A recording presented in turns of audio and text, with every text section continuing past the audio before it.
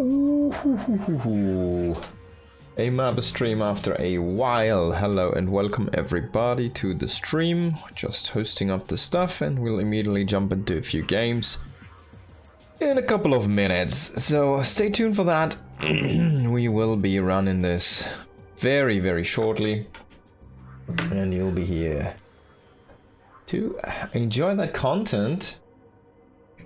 Just see if everything's fixed up here. We've got this going. Okay, that works. Alright, we can close it down. This one as well. And then we can probably move along here. In a second, I still need to set up the last one. This one. Which we can do very easily here.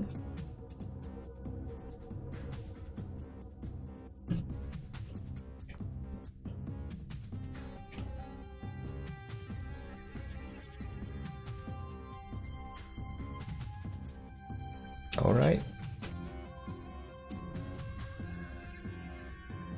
Charger in. Okay.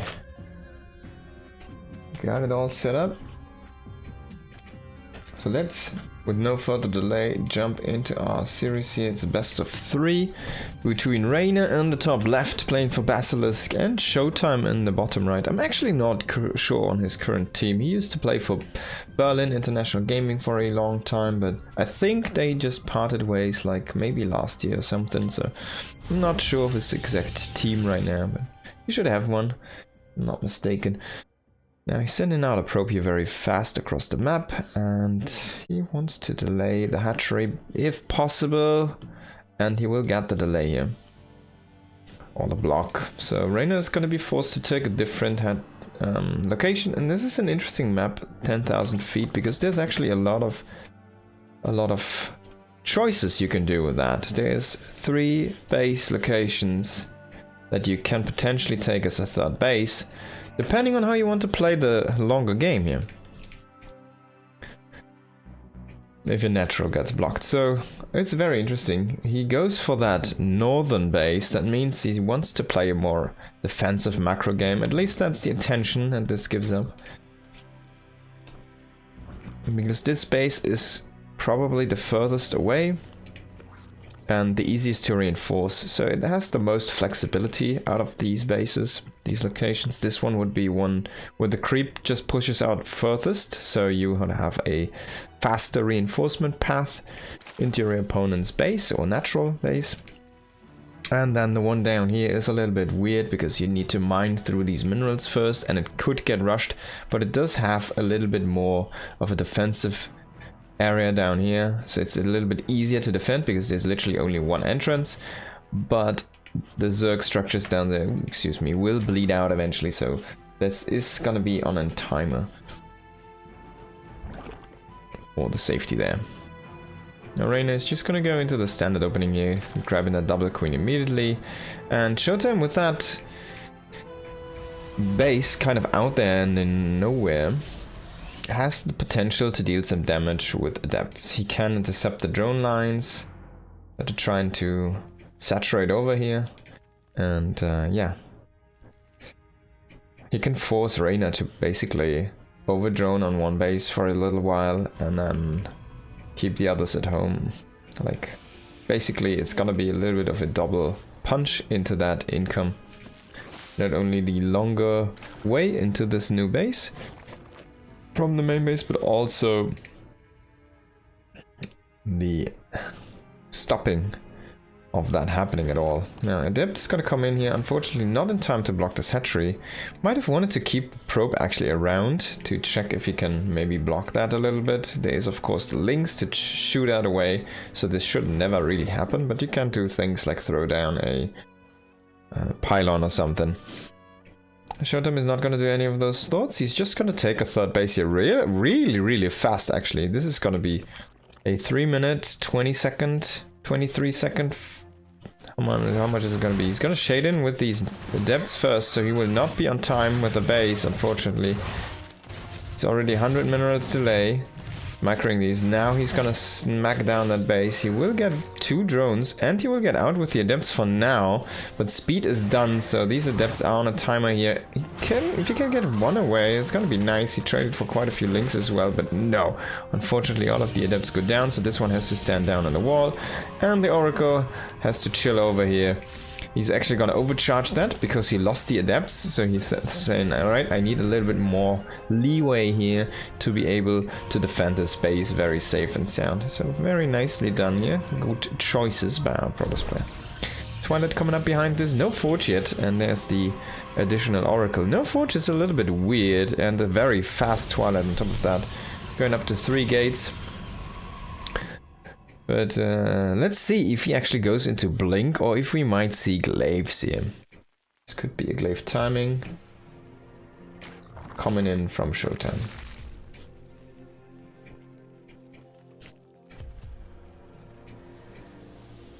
Oracle number 1 is finally going across, but there is going to be that Blink. So it's not going to be any weird Glaive timings, no shenanigans there.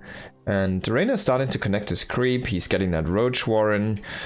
And he has very light defenses in the main. He's rotating some queens over, but there's a Spore, of course. He's gonna leave 1 drone to eat that timer there, so he will not kill that with the queens. Actually, it's as funny as it sounds, it makes more sense because you can go back to mining faster. Oh, exposed natural here, and immediately morphs, so no drone has been killed. There, the first one goes down, but a little bit of miss micro here for Showtime. Oh, that could have been the nice move here, unfortunately. For Showtime, Reyna doesn't notice this in time. He's gonna pull back the drones just 1 more time here. That would have been the perfect trap there on those drones. Does not happen though. Now Stoke is pushing across here. They have an Oracle with them, so they can first and foremost clear out any overloads that are hovering somewhere, and they are relatively safe because they have that extra firepower from the Oracle and the stasis traps behind.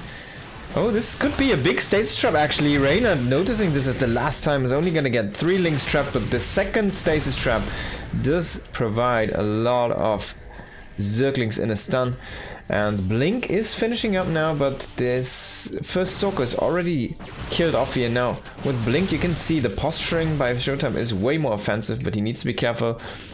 The stasis links will be unfrozen here in a moment. He's trying to surround those actually, and he will get a couple only. Very well evacuation here. Very well done by Reyna.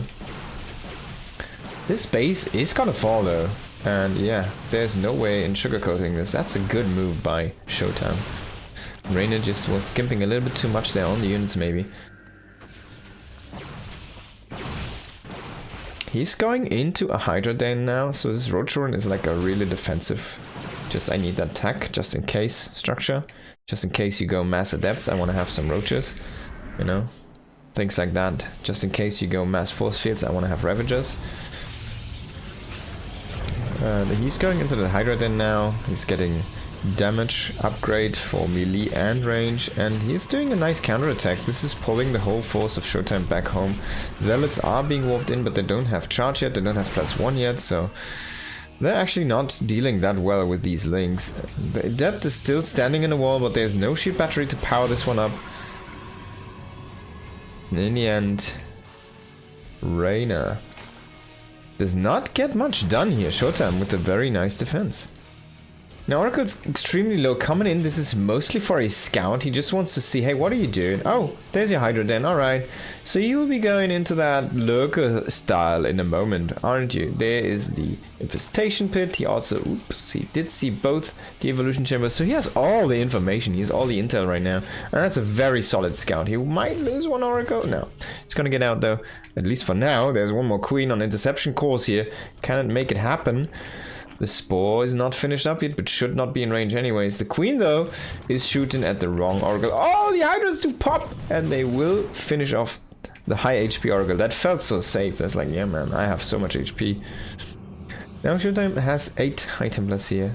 6 already have a bunch of energy ready for Storm. 1 even has a double Storm, so that's already 6 to 7 Storms stacked up there. Hive coming in here.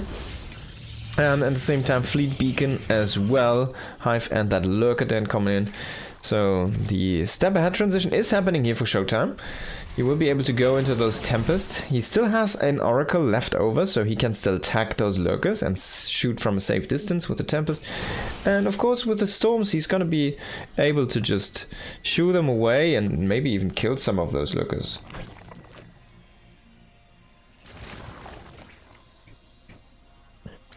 So he has a lot of potential here. Reyna's just roaming with some links here, but this is not really doing him too much favors, at least not for now.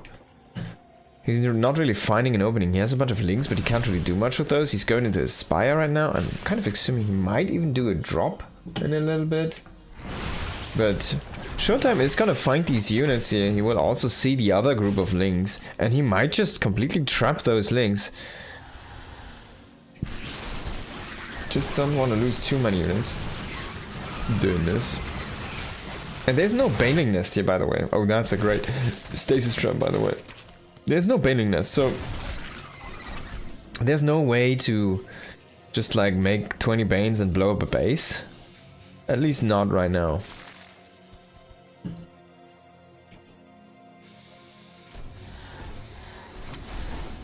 Dropping into that main, Hydras are coming in here, gonna shut down War Prism very easily, and this was definitely a failed investment here.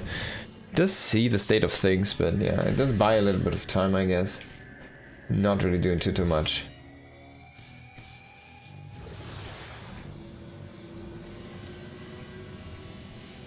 Now Tempests are joining the field here though.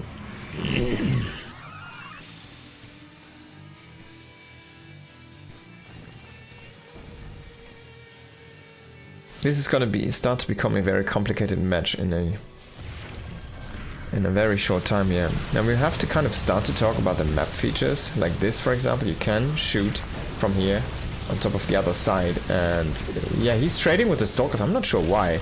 You definitely don't need that. You have that Tempest. And the Lurker range should not be enough to actually hurt the drones, so I'm not sure why you did sacrifice so many Stalkers there. But there's that drop I was talking about. It's a little bit bigger than I anticipated though, but it will be very crucial here for Reyna. If I can pull this off, if I can reset some of the tech, it would be amazing. But there's already Warpins trying to deal with this, but no DT Shrine, so no Dark Templars trying to deal with this. And those Lurkers, they're just not being dealt with. He has no detection here. There's the Oracle, but it's out of energy. It needs to be overcharged. So when we overcharge that, it's gonna drop the Revelation immediately. But at the same time, we have a big force here hitting the southern base and one in the middle, in the center. But there is a Mothership and a Storm that's enough to shoo away links and kill most of those. The Hydras are gonna get pushed back by a big wave of reinforcements and the 4 Tempests that we already have here. And the main was defended by the Archons and a couple Tempests as well. So Showtime again. I mean, look at how many probes have been killed. 14 in total. And so many attacks by Reyna. It's just not working out here. Reyna is trading very much weaker here than Showtime is. Just not finding the damage he's looking for, but he still has those drops, so he can do this one more time. Link drops are insanely cheap and they are very powerful, especially in dealing with buildings.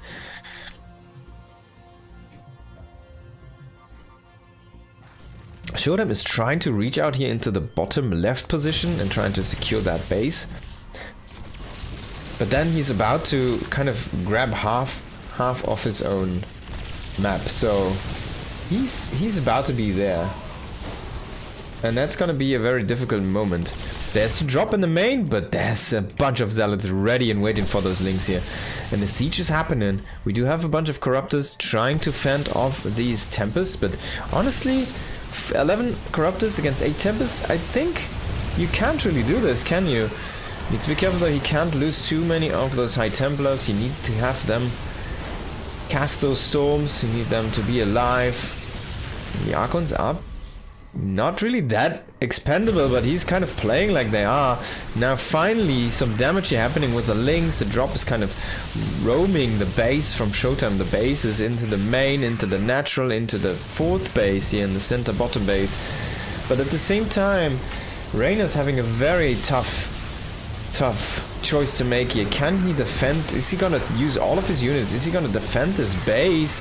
Or will this be killed off by Showtime? The Mothership does die. The Revelation Oracle also does die. The Archons were not fighting the Corruptors. That means the punish on the Corruptor wasn't really there. So Corruptor force is still very healthy and they can start to try and deal with these Tempests. But he needs to probably create a few more Corruptors. He's really going into that right now. This only have +1 on those. Man, that Archon being on 1 HP is kind of crazy. Queen there. And now finally the Archons coming here for the interception. He still has 3 Archons. They have enough splash damage to immediately vaporize those Corruptors if they come in a stack. But if Reina can kind of kill off these last remaining Archons, he might be able to overwhelm this force, but I don't think he has what it takes. There's 3 more Archons coming in and the chances of Reina being able to take that game are gone. He's dead. DED dead. Showtime takes that first map. What a map, man. What a... Like, he looked way ahead in every move and every single turn of that game. That looked crazy. Gotta say you. That was 10,000 feet. So next we go to Winter Madness here.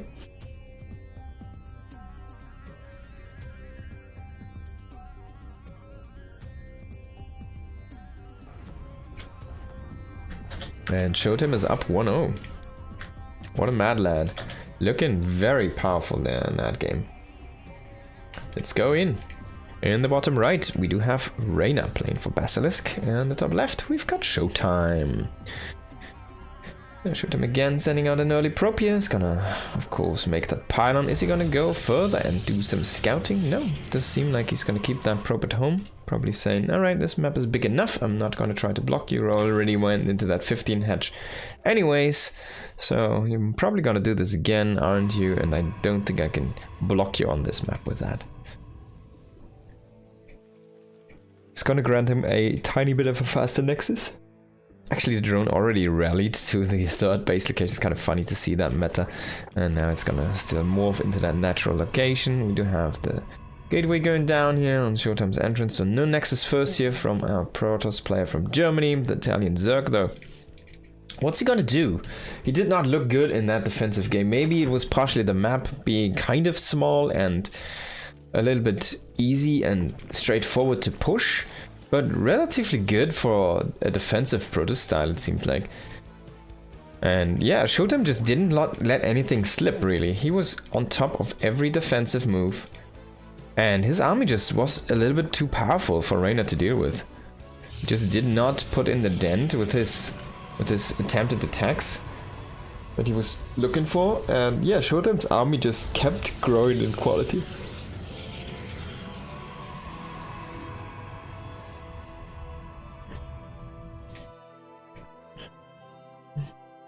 So what's it gonna be this game? Definitely have to wait and see here.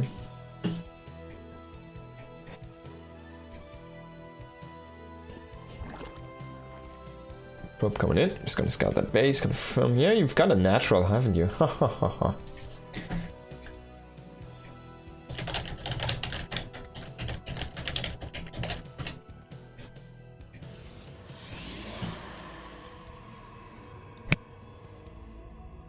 Alright, of course going into that Adept and the Stargate opening here. No Stalker, sometimes you see this, it's a very rare opening though. And yeah, dare you if you ever make a Zealot as your first unit in PvZ. Or maybe it's dare your opponent to force you to make a Zealot. It would be like a Link Flood or something, like a drone pool.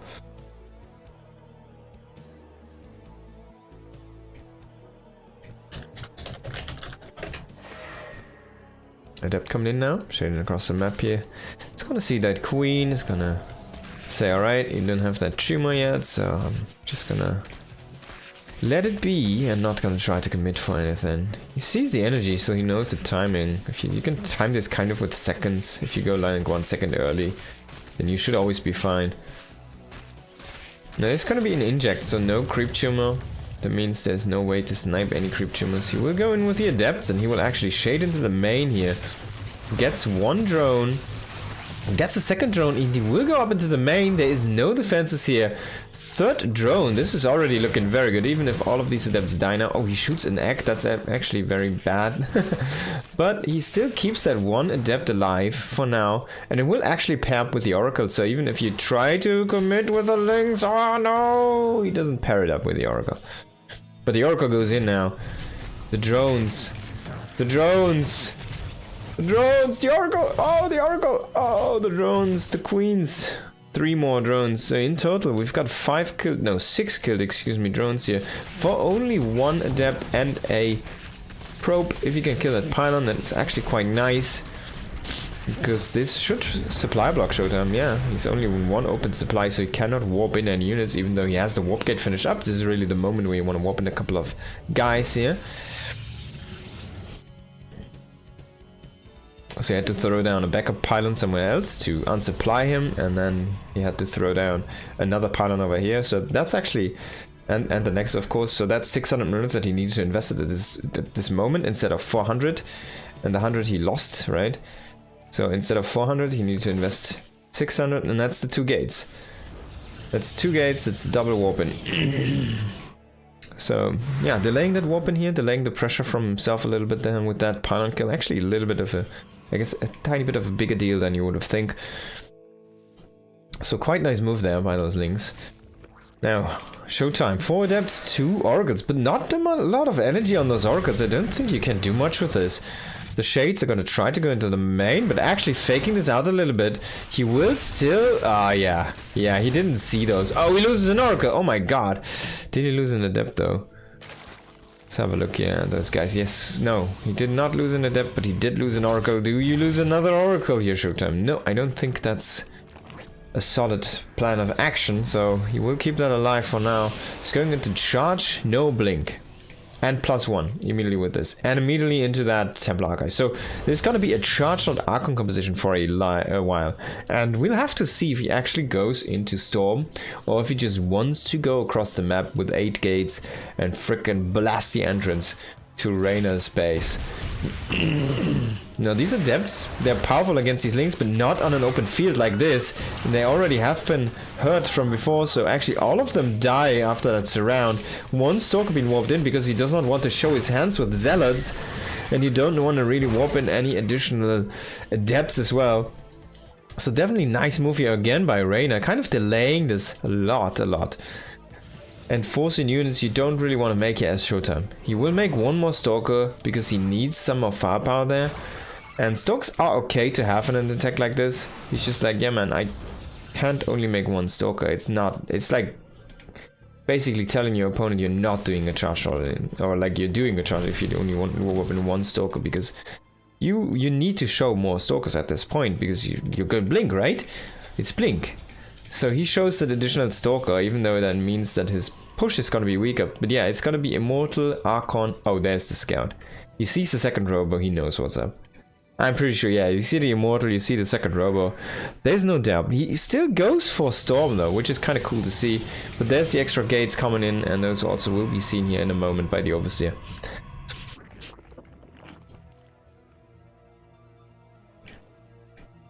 Prism chilling around here. But will be found by the Overlord, so not disguised anymore here, not hiding in plain sight anymore.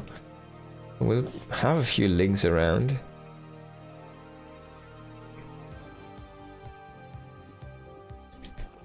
Oracle's coming in here. They could tag these units, and he will do so just to monitor if they will push or not.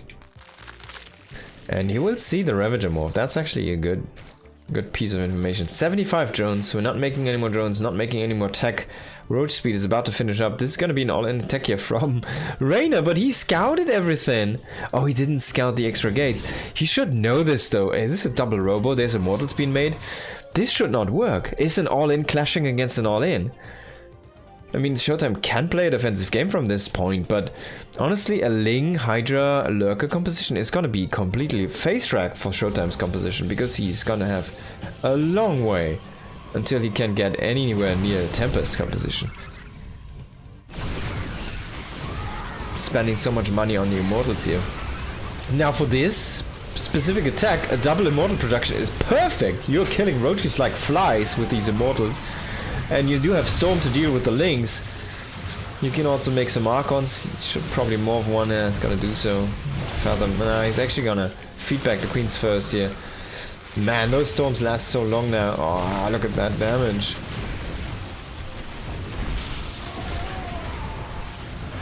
But Shotem knows, if he doesn't make a crucial mistake in this engagement, he has the game. It's his game to lose. He's pushing this back down the ramp even.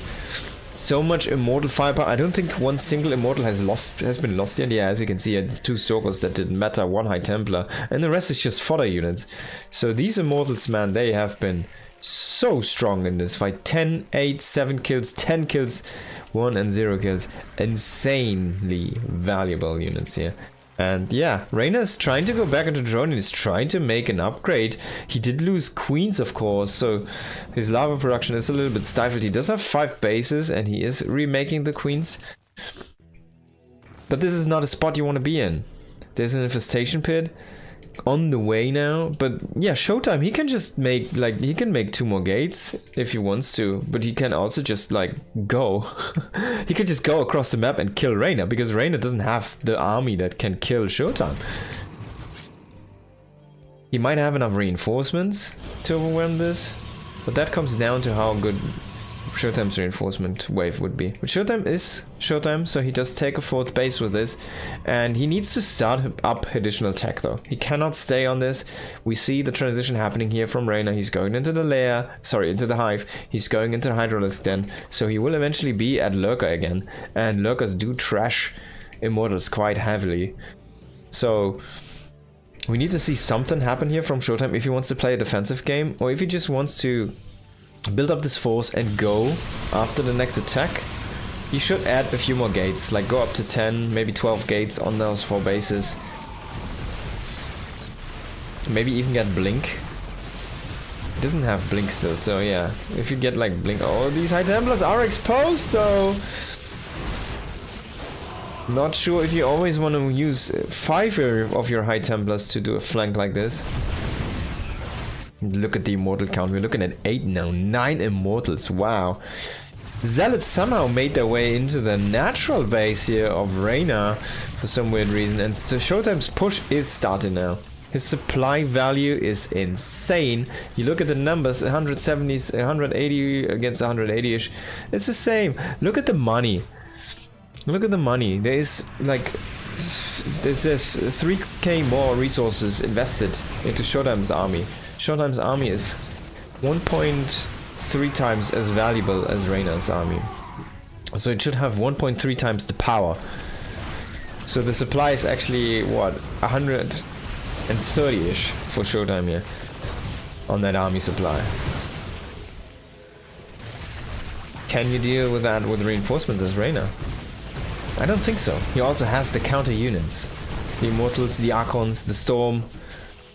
Already trashes the first base just like nothing, and he can just go do whack-a-mole. He can play the outside bases and kill those. We do have that big lurker group coming in here. 7 lurkers definitely are going to be formidable. There will finally be a counter unit here to this army from Showtime. Is very clunky and clumpy, so all of these units don't have that much range. Lurkers are going to be insanely strong. And that's a nice wrap around there with the links and some good bites. Oh, High Templar walking into Lurker Spines. Not where you want to go here, dear High Templars. But yeah, we do see a lot of Zealots. Now it's just picking apart by the Zealots. They starting to kill the tech. Infestation Pit is going to go down. He could kill the Hydralisk then, actually. Might want to retarget for that. And as soon as the army leaves, you can, if there's no support, you can kill Lurkers with Immortals quite easily. As soon as there's a wall, so the Immortals can't really engage the Lurkers, well, that's when the Lurkers do shine. But if it's only like 3 Lurkers like that, you can just walk in with the Immortals, you can just click them down, poof, poof, poof, and they're gone. As you can see here. And they just simply lack the time to deal with the Immortals.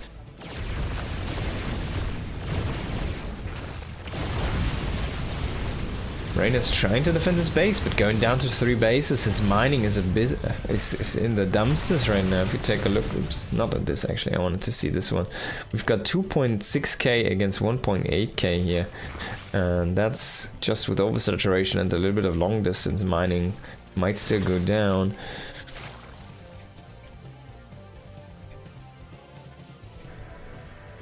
And Reyna is trying to do his last ditch effort. A good offense is the best defense, as they say, or something like that. So he's gonna try to throw in a Nidus Worm, and he's gonna try to locate his lurkers into the main base of his opponent to try and kill off that production. There's already the Tempest production here. So the transition already happened. We already have the first few Tempests here for Showtime. But this could buy a lot of time for Reyna. If he can buy time and space, get these bases up and running again. His drone count is still solid at 70. He can still work with that. There's the Overseer coming in. It has the Ferrari shoes.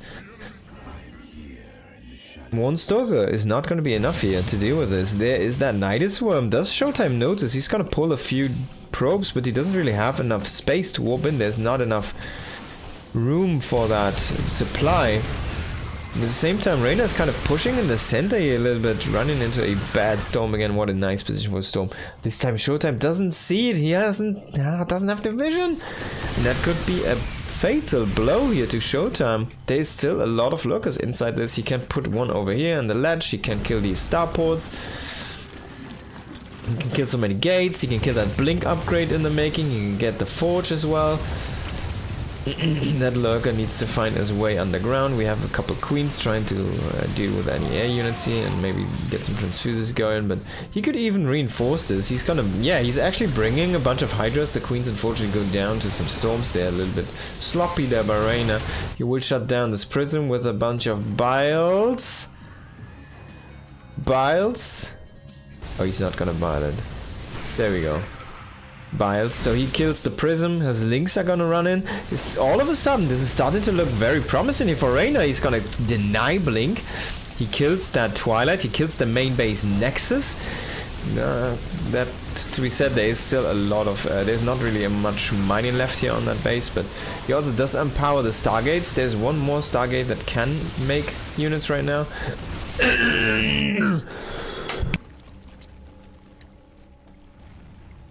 Oh, that's gotta be a mistake. Oh, excuse me. I got something stuck in my throat there. Oh boy. And the High Templars are gonna walk through the Locust Bites. Oh no! Oh, the dancing. I got my dancing shoes on. But he still loses like 6 High Templars in this engage. What a wasteful moment. Still, the Reyna has to GG, and boy, my throat got stuck with something in the end there. One moment.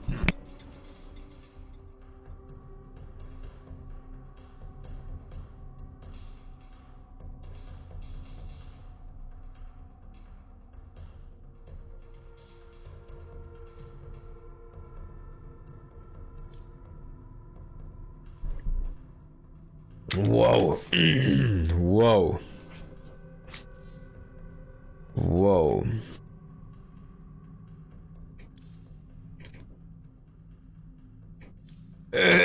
Boy. Whew, okay. Let's do another PVZ, sorry. Trigger against Reyna, we're gonna go there. The Basilisk Brothers. And I need to blow my nose here 1 second.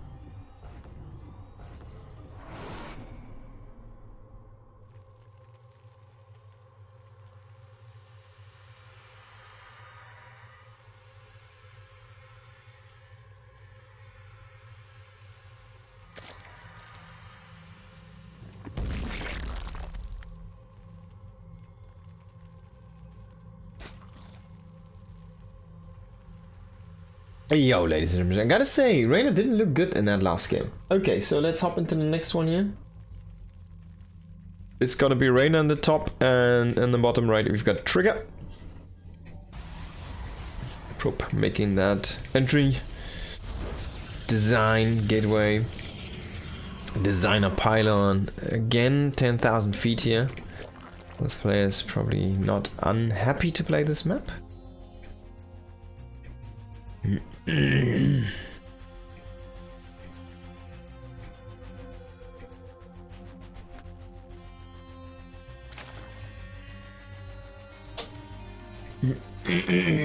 Excuse me. There's a props guard. Of course, did not go for that block.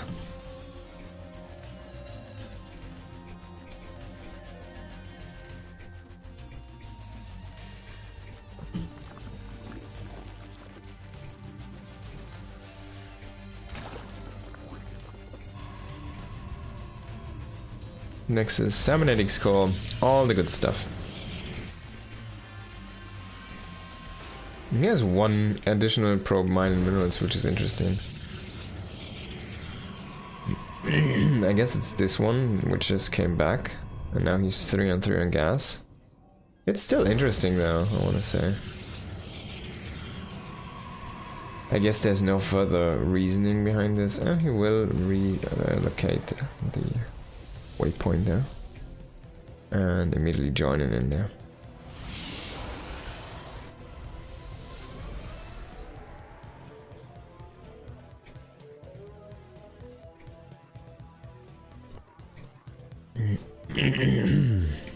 Alrighty.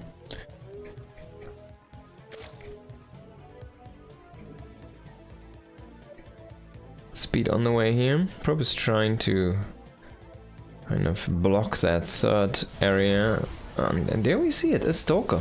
So that's one of those more rare openings. He will walk away with the stalker, which is interesting, but this means no entry into the main that allowed here for any overlords. He does see, of course, the overlord positioning, so he just walks into the main, or basically says like, all right, I'm gonna walk here and I'm gonna stay here. So yeah, let's cut it short. Oh, I was thinking adept glaive, but actually with the forge, this might just be a charge lord attack. But then again, like, he has the stalker, so yeah, maybe it's blink, and it actually is blink. Oh, this is kind of crazy. This is kind of crazy. I like this. This is a super fast blink into a super fast +1 with that. Now, is he going into shields? No, of course not. He will go into weapon.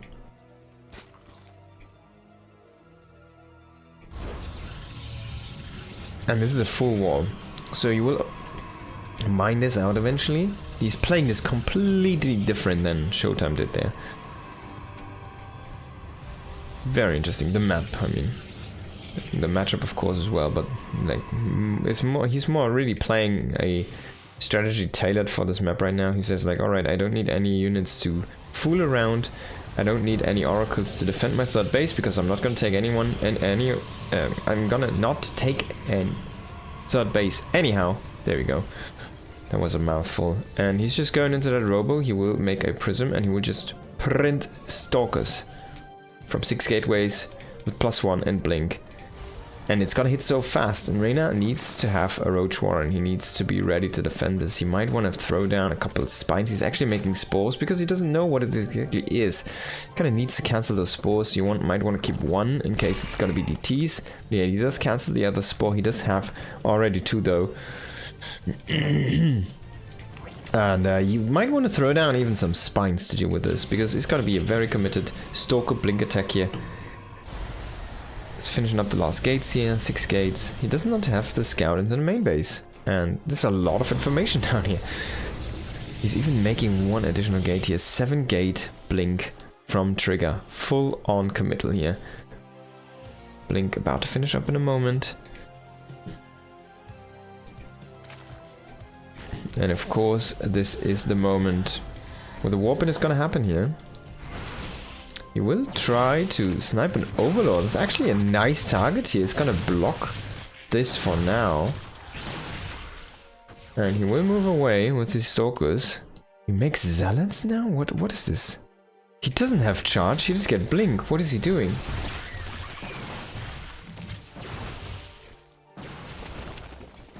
He doesn't have charge, he gets blink. Why is he's going into +2? Oh, this is puzzling. Why is he making so many zealots? It's a slow zealot attack? Are you fucking kidding? Sorry, are you effing kidding me? He didn't get charge. He still isn't getting it. Is this a mistake by Trigger? This could be a big mistake here. So now he goes into the Blink Stalkers, right? Okay, 7 Stalkers. Yeah, nice and all, but it's just slow Zealots with a bunch of Stalkers. So he wants to have a meat shield, I guess. I'm gonna try to snipe down these roaches, focus fire in here a lot.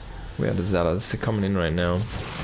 So utilizing that Prism as a second blink, but it's also, it is a little bit messy to say the least, because it's actually a lot of additional micro you have to do, and you can really mess that up.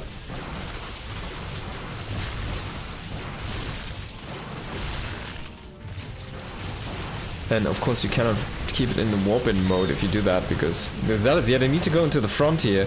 They're kind of just sitting behind the Stalkers, kind of having like tea time or something, but they're not really doing anything. He is remaking a Cybernetics core for some reason and a Gateway.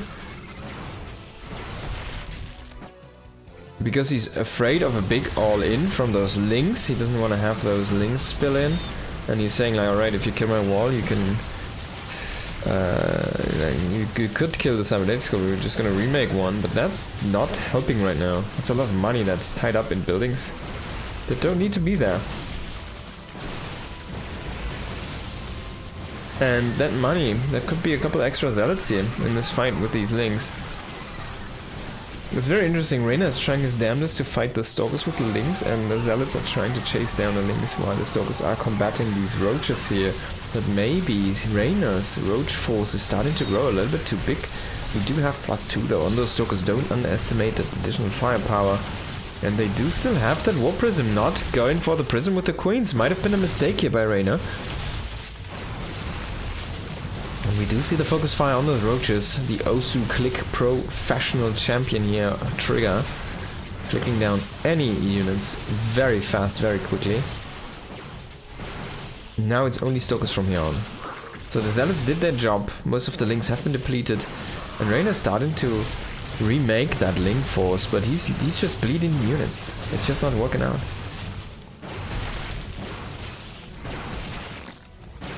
The thing is, if you don't fight the army is gonna come and chase you and kill you. If you fight the army, you're gonna bleed out units. So you're gonna bleed the units anyways. Might as well just want to try to engage as good as possible here. It's very difficult because you want to mass up an army to actually get a good engage, but then you also need to be able to mass them up if they get sniped so much. It's just difficult to reinforce that group. Look at that, he's gonna lose another roach in a moment. No, it's gonna be Queen actually. Another roach, and no Stalker has died in that engagement. Another Queen, one Stalker goes down, but he also loses a roach. Another Queen. Oh man, the Queens are starting to dwindle, and when you have a low Queen count as a Zerg, you always know.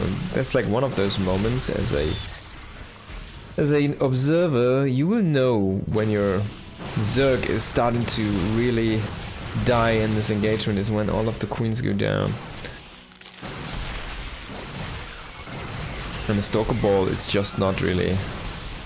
Yeah, it's not getting smaller.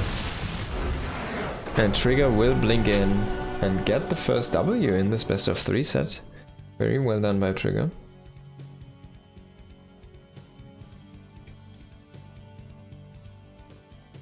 Let's go into game number 2.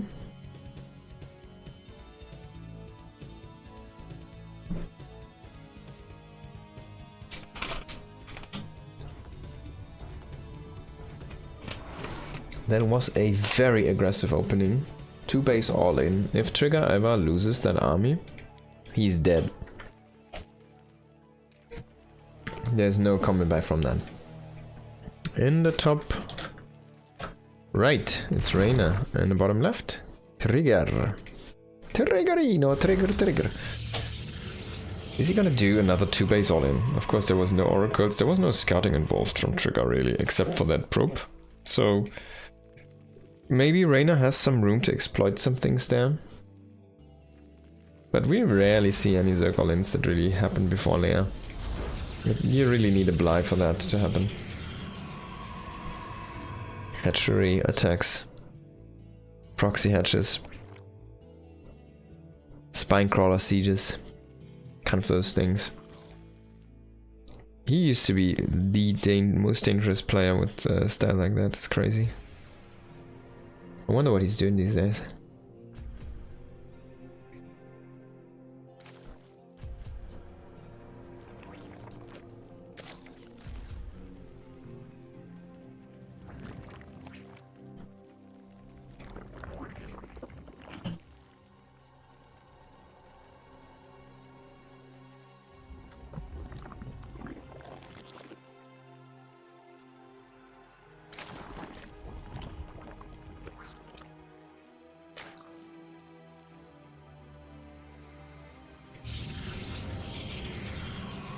We kind of get another hint by the first unit this game.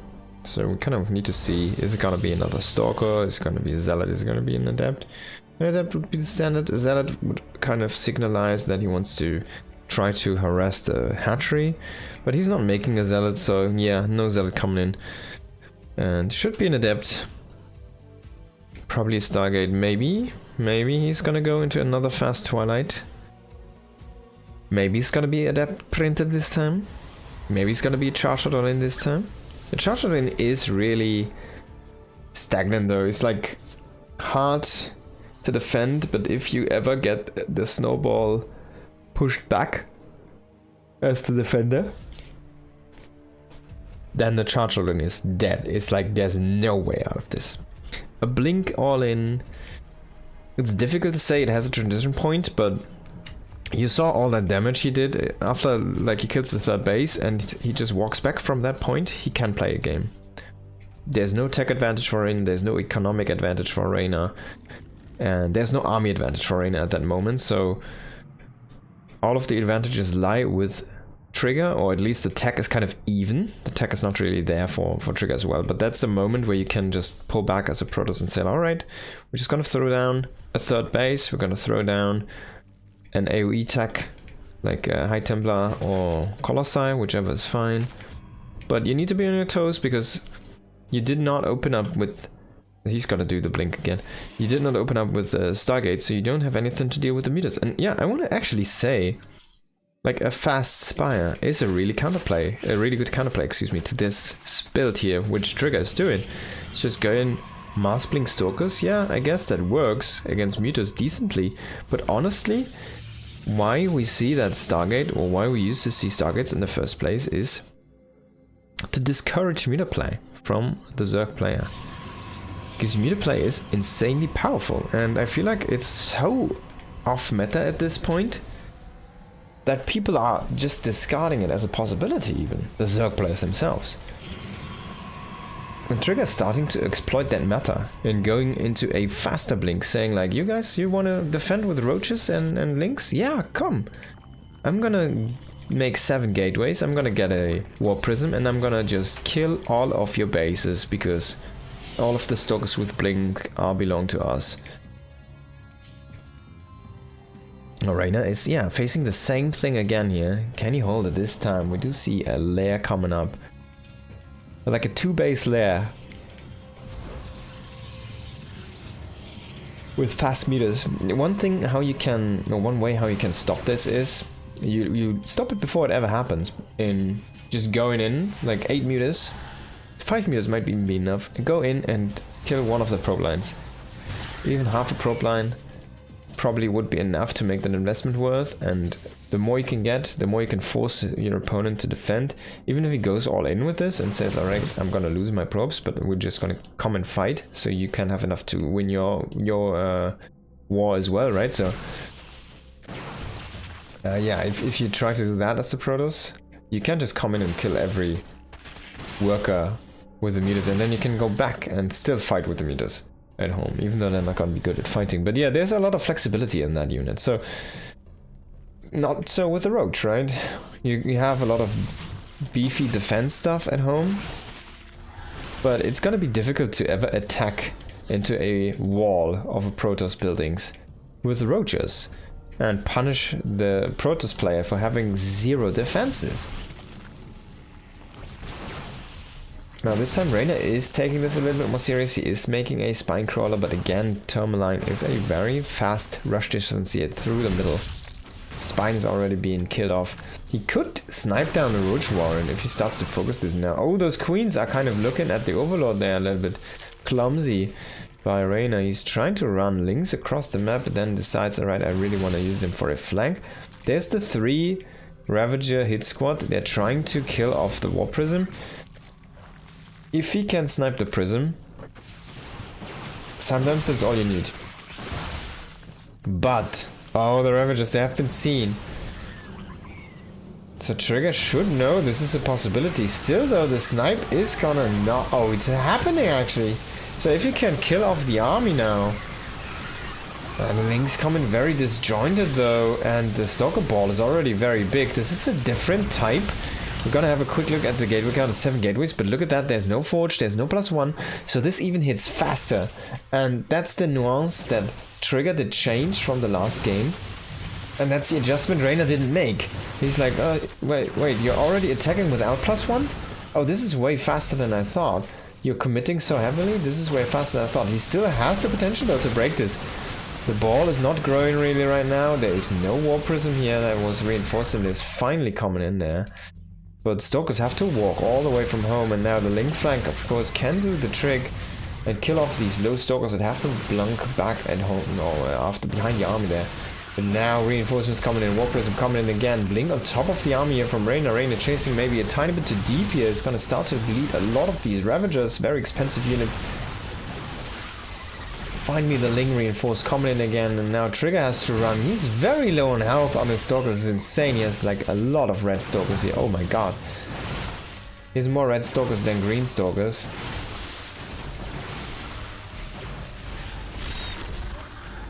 But there we come, reinforcements from our Protoss getting into the fight. He did warp it at home, so he could keep the War Prism in mobile mode and use it for micro. And he is keeping his money low, so he's not accumulating the Bank of Zest, but he's also not trading the most perfect way in. He could still potentially overpower this, especially now with the Prism being online here. Again, the reinforcements are going to be there very fast, as you can see here. He's warping in a couple more Stalkers. He needs another pylon. He's starting to get supply blocked here. And the army's just growing and growing and growing. 5 more Stalkers being warped in here right now by Trigger. Coming in into this fight.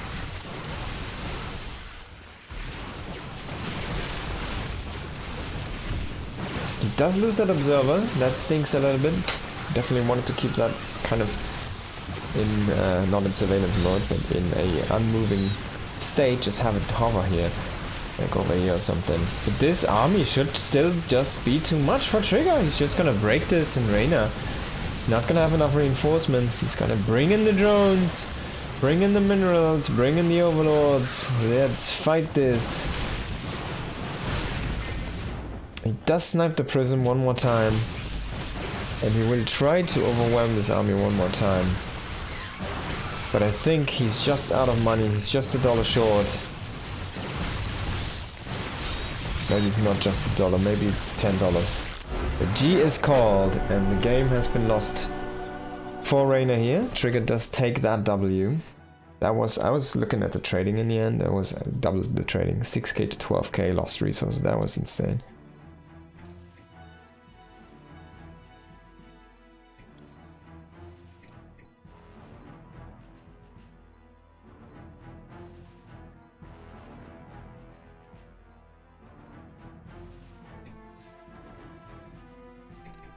So let's see. Oops. I want to see Clem against Hastem. Let's look at some PvT here.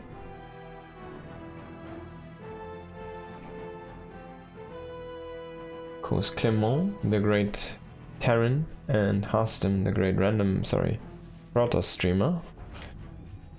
Playing for Team Rebellion, of course, Shopify Rebellion. Let's hop into this one, and top left we've got Team Liquid's Clem.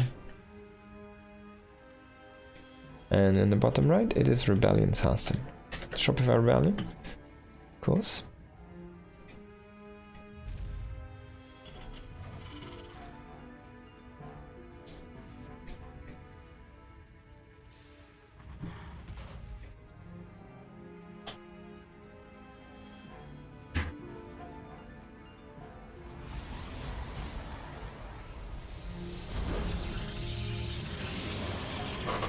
Then this game again is gonna take a moment before it will pick up pace.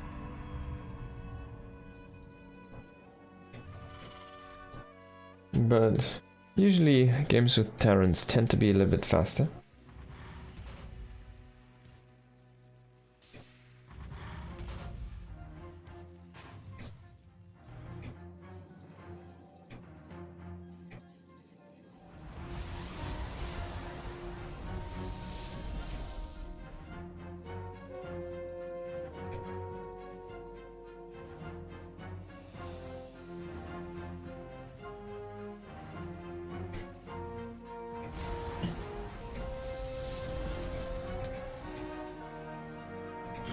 Awesome, he's gonna throw down his Nexus before the Cybernetics course. A tiny bit risky. I'm going for a Marine Expanse.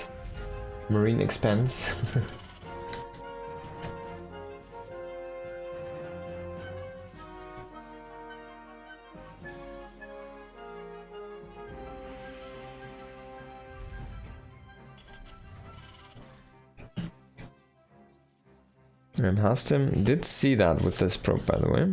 He does scout the existence of this. He does not know if it's a Reaper, so he needs to evacuate that probe. And there's a tech lab, so we're gonna see a Cyclone here most likely. Adept coming in on the other side. It's gonna get Chronon boosted.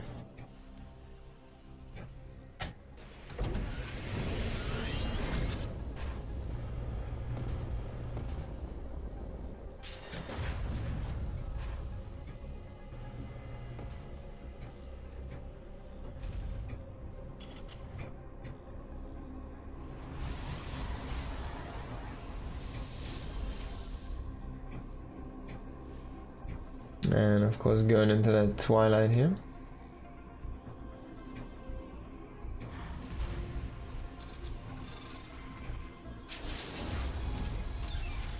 There's a Cyclone, as was prophesied.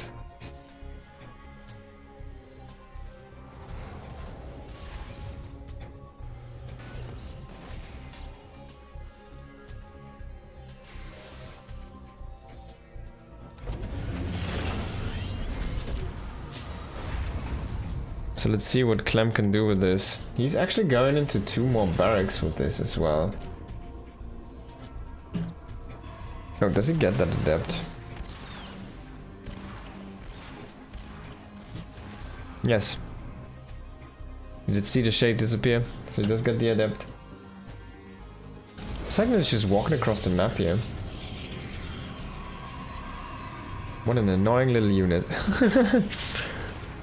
And I feel like Hastim is mismicroing this a little bit. He's a little bit too afraid of that adept. Sorry, of that Cyclone. The adept not really blocking like it's intended to be. He finally did manage to get that block off. Now he's not coming down with the Stalker. Maybe he decides he already lost too much health on these units, so he doesn't want to commit them in again. He's gonna throw down a Robo now behind this. Clem on the other side is just making Marines. He should start his combat shields here very soon. There is. We'll scout the Nexus. Confirm the timing. Say like, alright, you're playing standard, so I can just overpower you. This should be an SCV pull, by the way, guys. We're still gonna see that starport. But yeah, I think he's gonna SCV pull with this. He doesn't need to. But I mean, if he does, he has a good chance of just killing Hastim right now. He's even gonna intercept this. Oh, he does see the massive Marines. That's not well disguised. And he sees 3 barracks at this stage of the game with the second tech lab. That's like, alright, you know what's up. So he knows. Cyclone is getting repaired. I love to see this. And immediately throws down the Robo Bay. So he wants to go into Colossi to try to deal with this. He's immediately rallying his Stalkers to the front to try and intercept this. And yeah, he knows this is the tankless variation, so there's no forced siege up delays that you can work here around. So yeah, it's gonna be a difficult spot for you. Stoke's coming in here, snipes 1 Marine and goes out. So every unit counts in this moment. But Clem is just waiting for that Medivac reinforcement, and the first 2 Medivacs do join the fight. Concussive on the way, +1 on the way here. And yeah. Oh, Hastem a little bit sloppy there.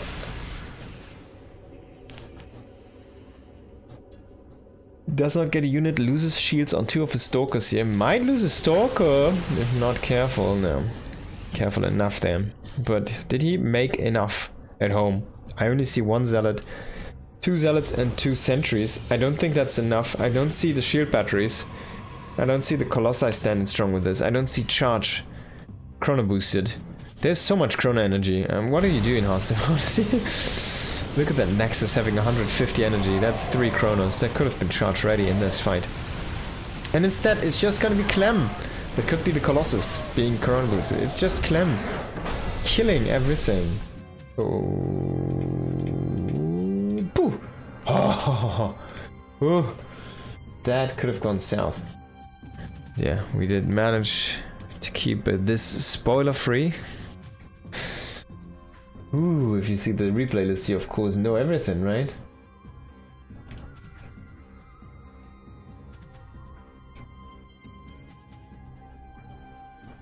Keeping that hidden was crucial. So yeah, Clem takes the first map quite convincingly, quite fast, and I want to say quite easy. A little bit sloppy from Hastem. We saw a few mistakes. I mean, he did do everything idea-wise, everything correct. Oh, this is gonna be Proxy Rex, by the way. So the ideas were correct, but the execution just wasn't. He did not utilize all of that chrono energy. I'm not sure why he was saving 150 energy on his main Nexus, while he needed every single thing to happen as fast as possible. The charge, additional units, that Colossi being out there when the army actually hits. Maybe he warped in a Stalker or 2 too many. The shield batteries were definitely too late. All of these things, if he like skips 1 Stalker and has a couple shield batteries already warping in, I feel like that fight at the 3rd base and the Colossus is there because it got chrono boosted. I feel like there is maybe the potential to hold this, and of course charge as well. Like with 3 chronos stacked up like that, I feel like once that thing hits, you're probably on the verge of getting charge, and you have the Colossus there, at least 1. So yeah.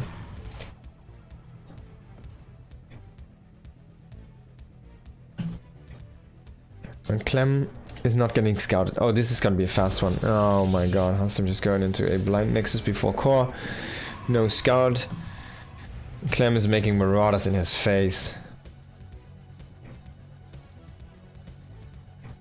He is scouting for proxy bay, for proxy barracks.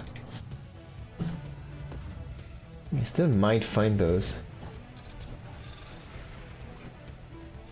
There's a second tech lab. We should see concussive here in a moment.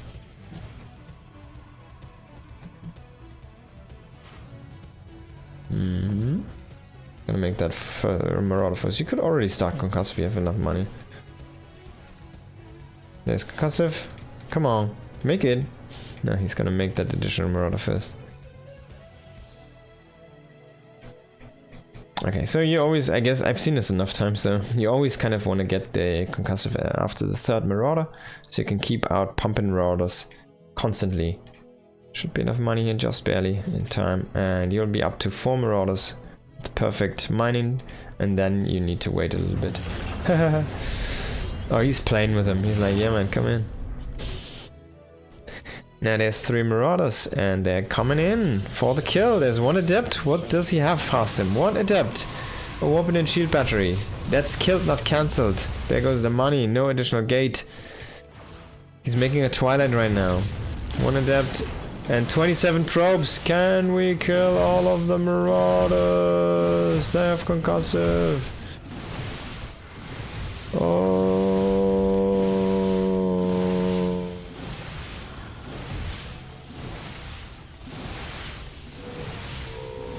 GG. 3-minute and 13-second game. Man, those guys had probably fun setting up in that booth. That definitely was, like, Hastem played a crazy series here. Okay. So much for that.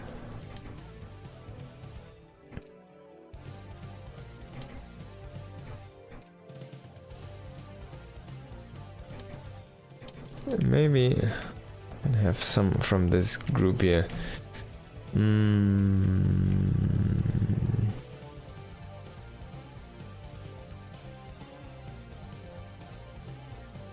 Alright, so let's see how Calazo does against Lambo.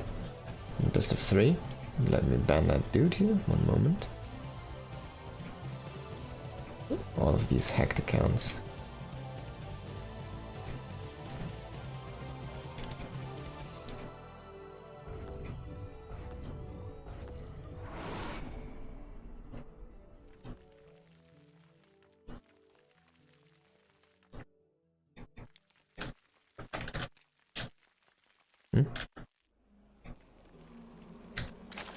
And we're in game. In the top right, we do have Lambo. In the bottom left, it is Calazor.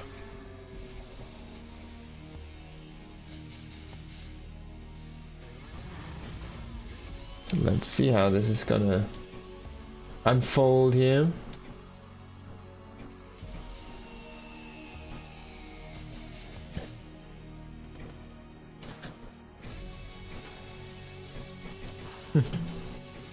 It's gonna make that natural base.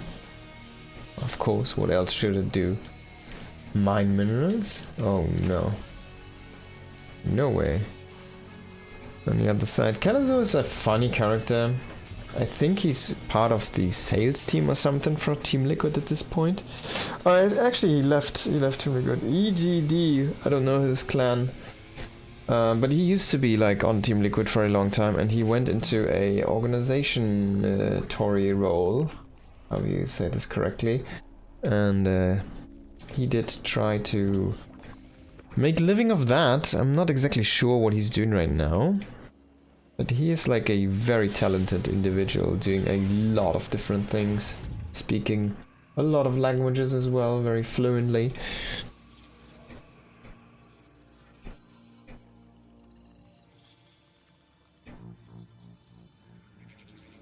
And he still plays great StarCraft, that's the funny thing. If you guys think way back, like 1,000 years ago, when Calazor was not Calazor yet, when he was still being just Calazor, there was a moment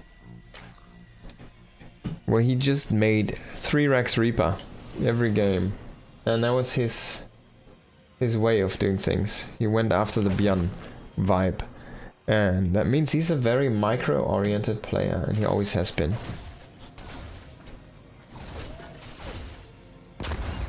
Try to come in here with an assassination, it's not gonna work.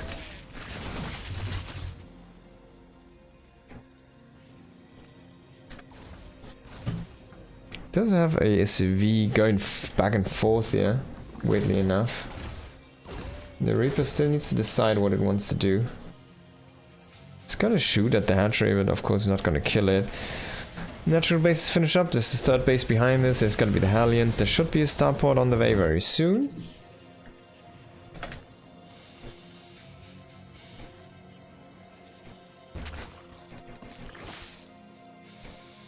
Reaper coming in. And going out again. Now Lambo's making that forward base, which is interesting. It's gonna allow him the faster creep to his opponent and the better creep threat on the map in general. But what is he gonna do with that? Is he gonna play a push? Is he gonna do a hatchery, a German taxi, a hatchery tech attack? What is he gonna do? Are we gonna see mech here from Calazor? Actually, yes. He's throwing down the factories before I can actually say it. He's throwing down the mech. So this could be a very, very long game here between these two players.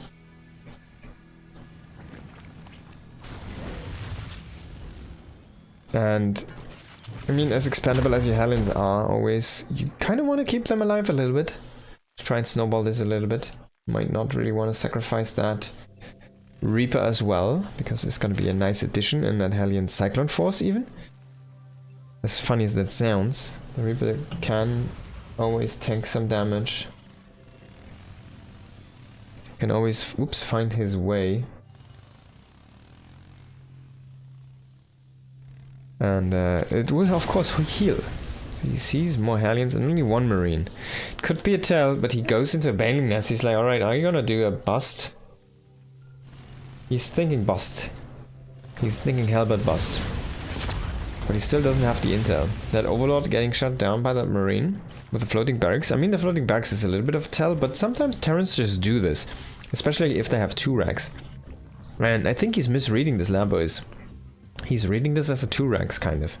So he's going into that Baneling Nest. He's saying like, alright, Hellbird push a 2 racks. I'm ready. But he's not ready for the Cyclone Hellion. He's not ready for the combat style here.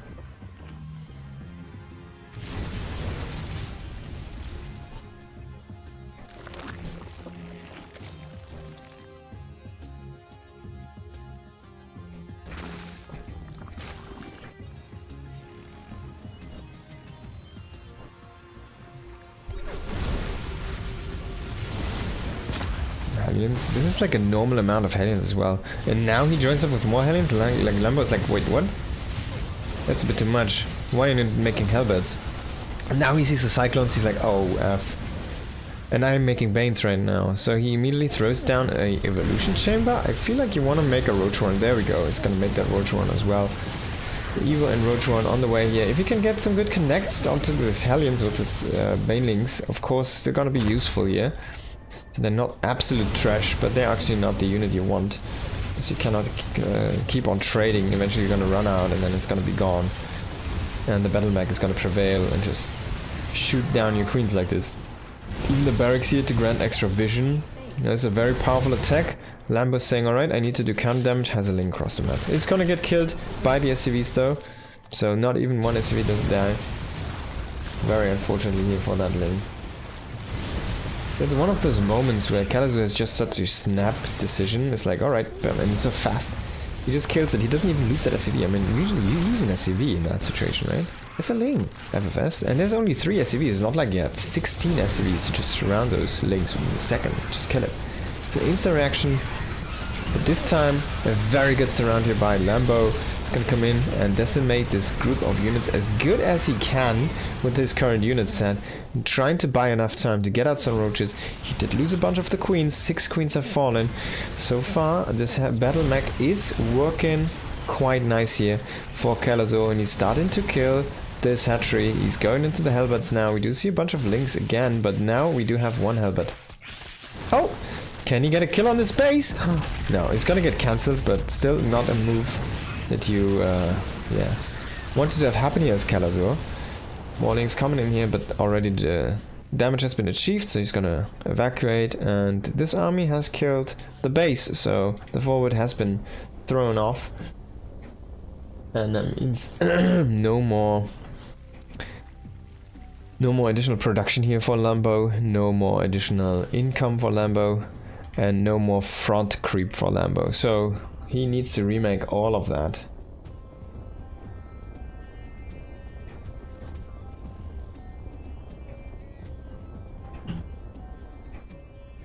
And Kallazo is trying to take the top base next. He does have Blue Flame now. He's going into +1. He's making tanks at this point. And he is actually, he has tanks in his natural base. Oh, I can't believe it. I was saying like, man, if that tank survives, he still gets the base here in the north. It's gonna be cancelled though. So no kill. At least that. And man, things are not working out here for Lambo so far in this game. Definitely a misread. Oh, this could be a interesting move. I don't think we see this like ever in competitive gaming. This is a Bronze League move, and that's why it's so good, potentially. Now he is still getting tunneling claws, so he will be able to move those units. He's setting up a trap. And whenever he sees the army, he's like, alright, I can't do it here. See? See? Oh, there's the scan! Man, Kallazo not falling for the Bronze League tactics. He has been there himself. Maybe even. We don't know for sure. Crazy, but the interception could be really. There's still a path though for evacuation, and walking into 4 tanks, siege line. Oh man, that's a lot of pain here. in that engagement. Lambo rallying a little bit weird with the roaches. Are gonna burrow, but no burrow movement means scan into death here for all of these, getting pummeled down into the abyss of the Zerg Overmind.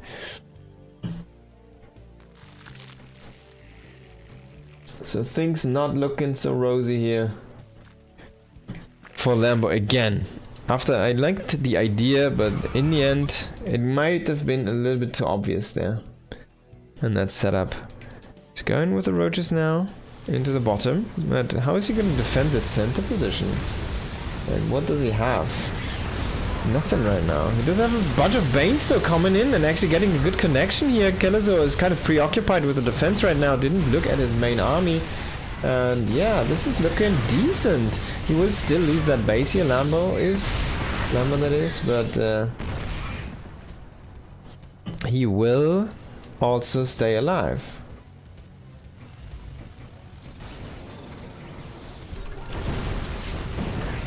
The roaches down here are still working and trying to kill that base. He's still being annoying with them being underground.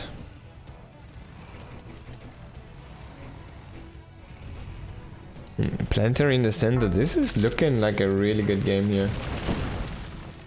For our Terran player, I want to say. It's a really tough game for Kelazor to lose at this point. She's looking so solid. He's again going into the top, killing another 4th base location. And there's no way that Lambo is going to defend one. He is taking one in the south here though. And he will be able to defend that top position in general. But that's just crazy. What a crazy whack-a-mole game that Kelazor is playing. Finally though, some tanks are going to be killed off. So finally Lambo is starting to really hit where it hurts here for Kelazor.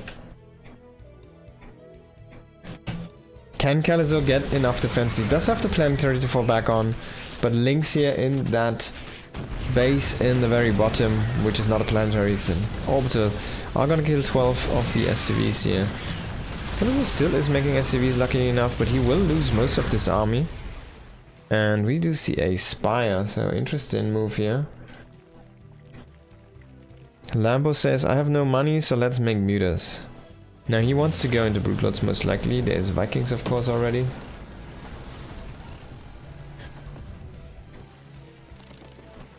And he does have Vipers finally, so he will be able to deal with those tanks with some blinding clouds.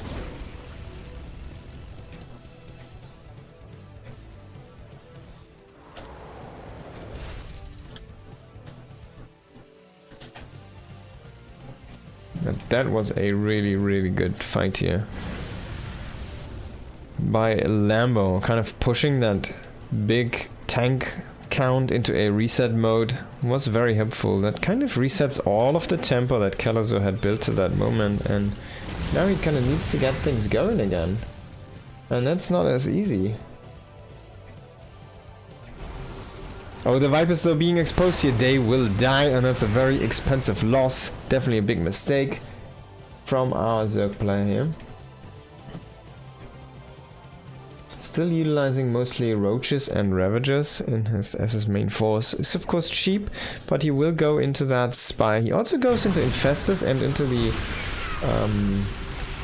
the Dark Swarm. So let's see how these units actually do with the Dark Swarm, with that armor value being so big.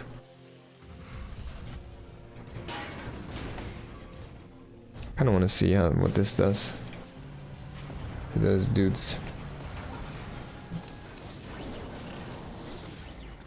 Now again, big tank force here. 14 tanks, only 2 Cyclones, 7 Vikings and 13 Hellions.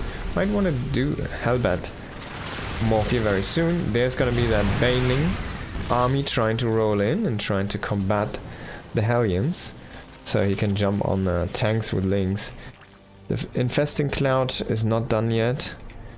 And we don't see the Infestors with the army. I'm not exactly sure where they are. There's a bunch of Roaches coming in here. A nice spread here from Lambo, but no spell caster support, no Viper here in this fight, no Infestor in this fight. Finally Viper's coming in. There's a big cloud of tanks. He could Blinding Cloud this very easily. And indeed he does Blinding Cloud most of these tanks. It's a very expensive loss again for Kelazzo, and Lambo is shifting this. She's shifting the pendulum swinging the pendulum into his favor. He might even be able to snipe this planetary fortress if he stacks up the biles, if he can kind of bile down the position from the SCVs that are mining there, repairing there. He will pull back for now though. He did lose all of the Vipers, so he has to remake them. I don't think I've seen an Infestor yet, and he hasn't made one yet, so I hope he remembers that he got the upgrade, because it's a very powerful spell. And especially against mech, it feels like, I guess against, yeah, actually, it does reduce 50% of the straight damage, so it's really powerful against mech or bio. It's just a very powerful upgrade. Hellions trying to kill some drones here. They will succeed, but it's not really an amount that's of any interest. Only 7 drones here. And there's no follow-up counterattacks around the map. No follow-up harassments to try and come in conjunction. There is no follow-up attack to this harassment. So this is gonna be very, very low impact.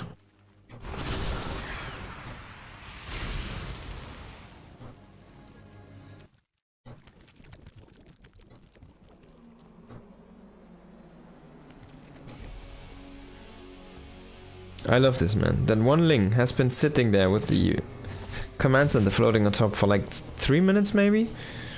It's been a while. Finally Kelazzo is gonna start to clean that.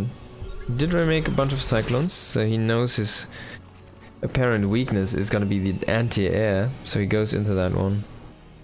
And now he gets the additional upgrades you don't really get as a Terran usually, until you are in mech and have a lot of expendable money. Basically you're maxed. Where's the army van? Why we're not seeing the army supply? That's so weird.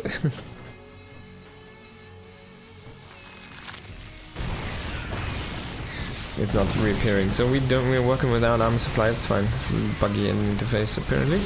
And yeah, crashing in now. But he does not kill the base. We do have a few Hellions trying to deal some counter harassment, but they're not finding the bulk of the drones.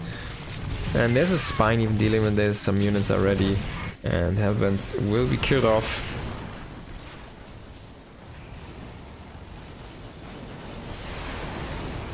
Kelazzo is playing this quite nicely though. He's making more and more command centers. He has the Tor composition now at this point.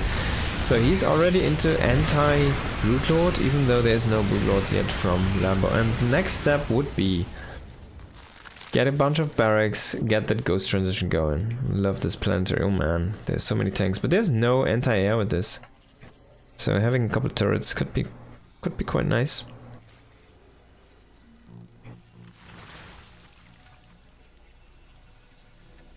But at this point, Kelazzo is starting to struggle with mobility, and he needs to find a spot where he can fight.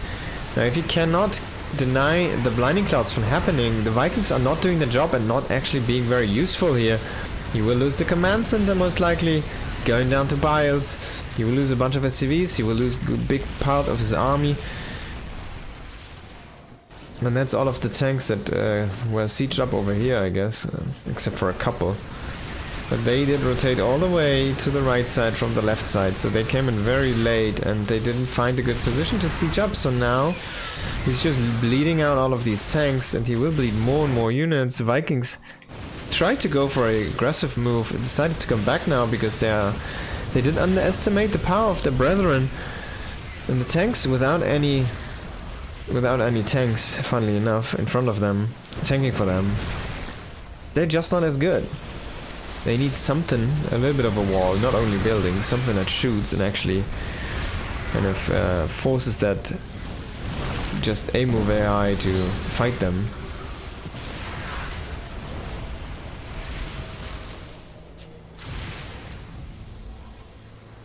Didn't happen.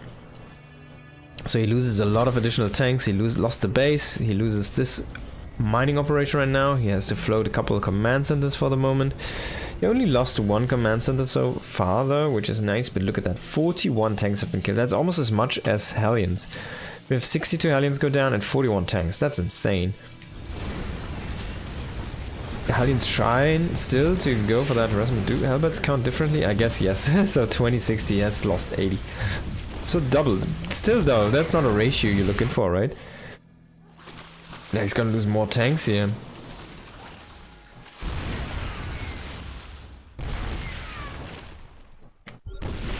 I love this one, man. That one tank, look at that. If he's in a position anchoring something. I guess these tanks, they're not gonna get any reinforcements, so this should be an easy overwhelm. And yeah, Roach is already coming in here. We also do have an attack here in the south again. There's an orbital this time. It's not gonna be a planetary. It's already being biled. The tanks will get killed. Oh, he did lose one with friendly fire, I guess. There, finally, it's gonna kill that one. While he also kills that base. And man, he's just making tanks, it's insane. But the Blinding Clouds, they're good against tanks. They're very good against tanks, as you can see here.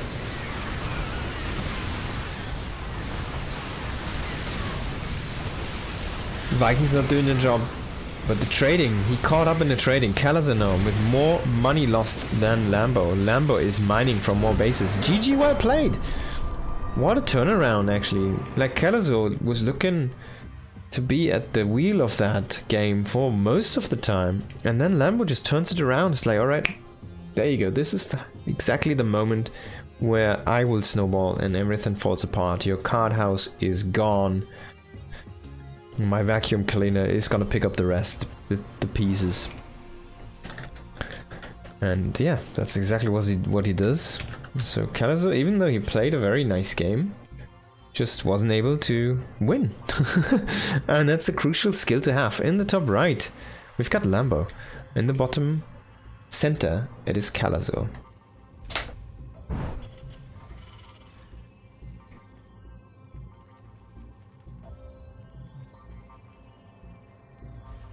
Now we're gonna see Proxy Rex and Proxy. No, he's not gonna do that. Now Lambo will have the fortunate position Scout.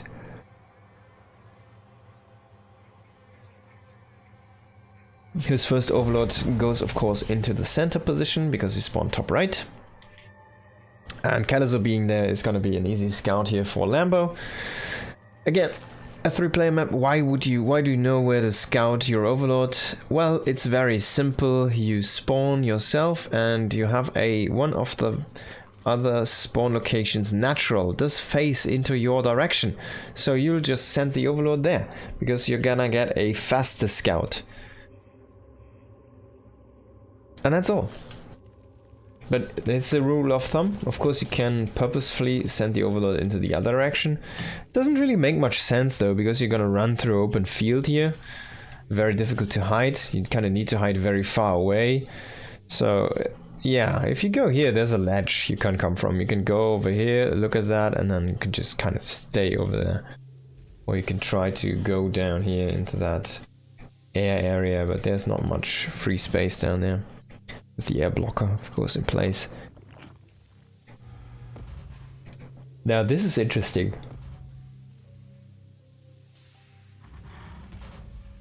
Command Center first into double racks. This could still pan out to be a 2-1-1 with just a bunch of additional Marines here.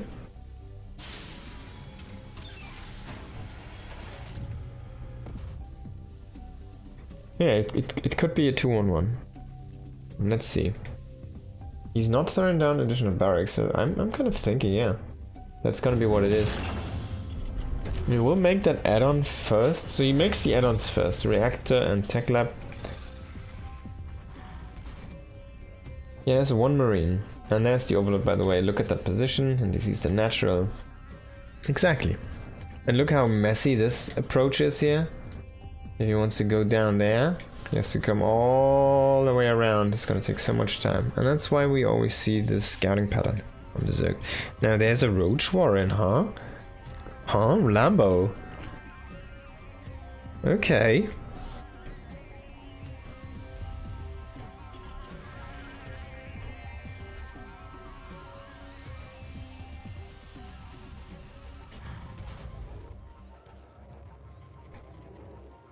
Kalazar is going to show one Marine here, but there's going to be 7 Roaches walk across the map. trying to be annoying here. Karazor's base.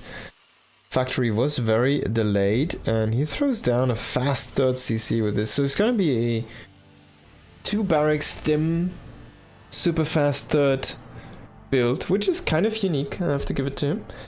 Looks very nice. Looks very cute. He's gonna have very powerful marines very early without any mobility. He might just make one medivac and have one medivac with marines and stim. But maybe it's just gonna pan out for the double medivac anyways. The 2-on-1 with 3 base is very fast, but the issue is this. It's only slow roaches, it's only, sorry, 8, not 4. So, but there's only 2 marines right now. There's a few more over here, but he needs to pull some SCVs. He's instantly gonna cancel that depot. And yeah, already running the marines down here. He doesn't really want to lose the marines before having stim.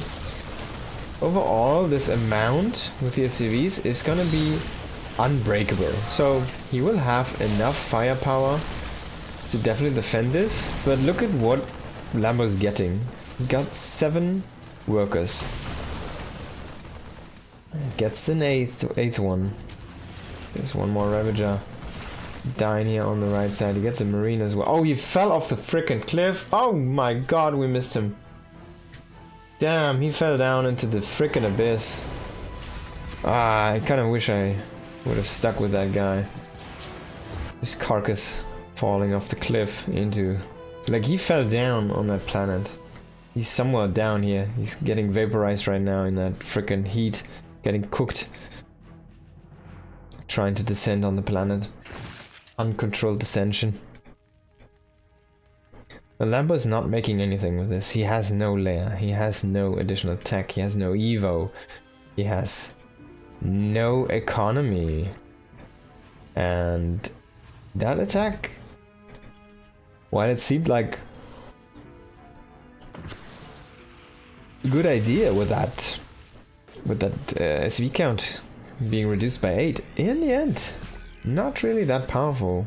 And the army is still there for Karazor, so Lambo kind of putting himself a little bit in a spot here. So can he defend against the stim push at this time?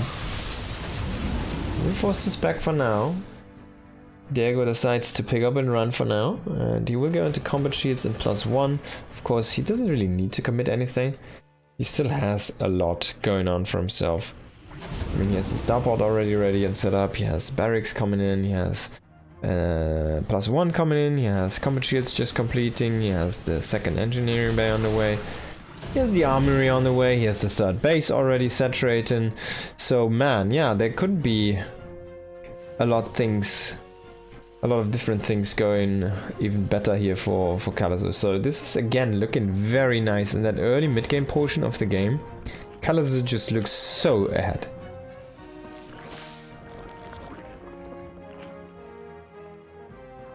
Lambo at least is starting to catch up on the drone count. He's pulling ahead by 10. That's kind of one of where you want to be. Kind of 10 to 15 drones ahead here off the Terran in that mid game. He still needs like I wish he would already be above a 70. That's kind of a break point. And yeah. He's still not there yet. He's going into double upgrades and infestation pit. And he should probably throw down something. Like a Hydra Den. But maybe he's just gonna skip on that and say, alright. Just gonna play roaches with infestation pit coming in for now. Because they're gonna be a little bit more sturdy. And yeah, there's a Baneling Nest indeed coming in. So Roach, Ravager, Bane. For the time being. He will go into range attacks though. So that tells me that he eventually wants to try to go into Lurker. But it's still an interesting approach here. He's gonna have some trouble dealing with this. Of course, no roach speed done yet, so it's even difficult to evacuate. And he still does deal with it though, but he did lose a lot of units.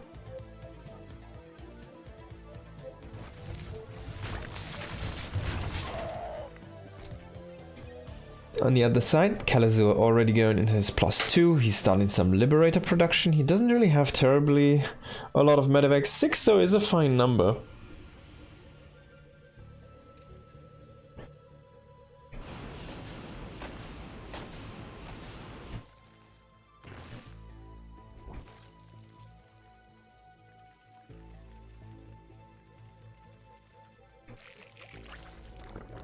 Marauder concussive. He doesn't even have one Marauder yet on the field.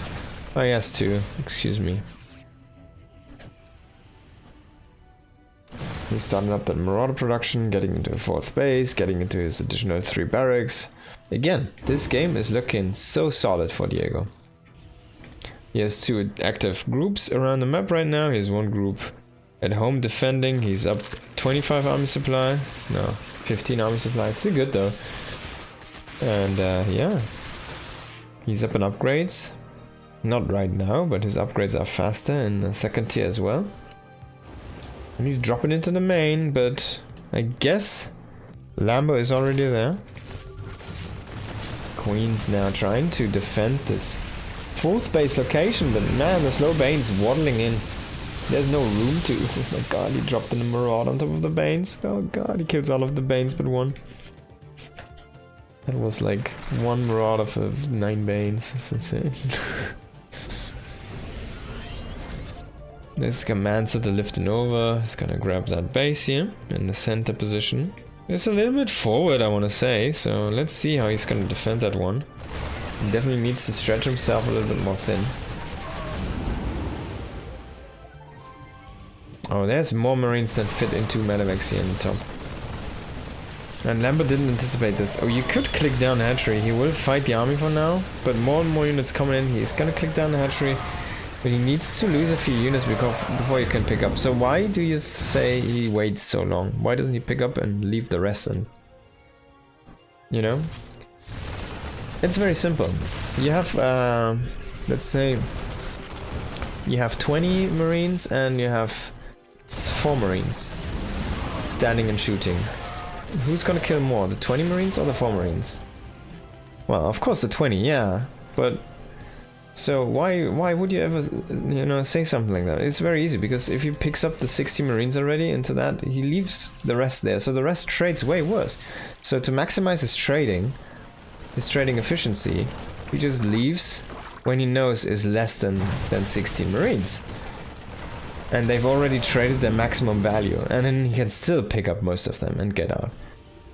He still gets what he was about to pick up anyways, right? So yeah, that's the idea. That's all there's to say to this, and he's pushing into that 4th base again, but nice fungal is gonna deny the push in for now. Still though, +2 is done here for Terran and only Carapace finishing up just now for Lambo. Lambo needs to evacuate the space. He did establish the center, he's trying to establish the top. He is there and ready to read this Medivac, dropping out single Marines into Banelings. That was a very wasteful moment for both sides, kinda interesting to see. But in the end, the worst trade here for Lambo.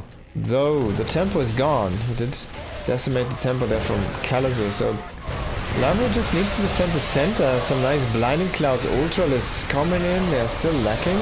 The chitinous plating, but that's only a second out. And he will crush face here in that attack. Now, there is something in the main, it's only an empty Medivac. There's empty Medivacs everywhere here. Yeah, does Calazo even have enough to defend at home? He might just lose this base, he's not in position.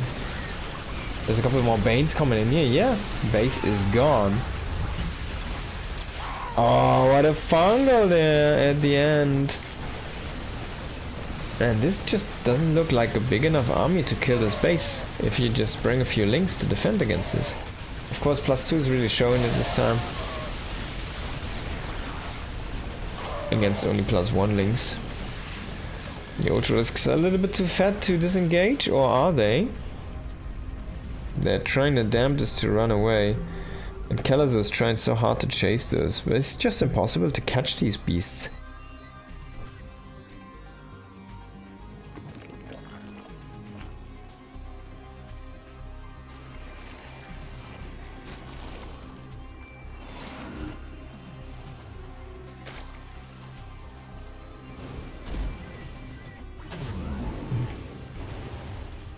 Splitting off again to Medivacs. Calazo, I think he's down to 4 Medivacs at this point.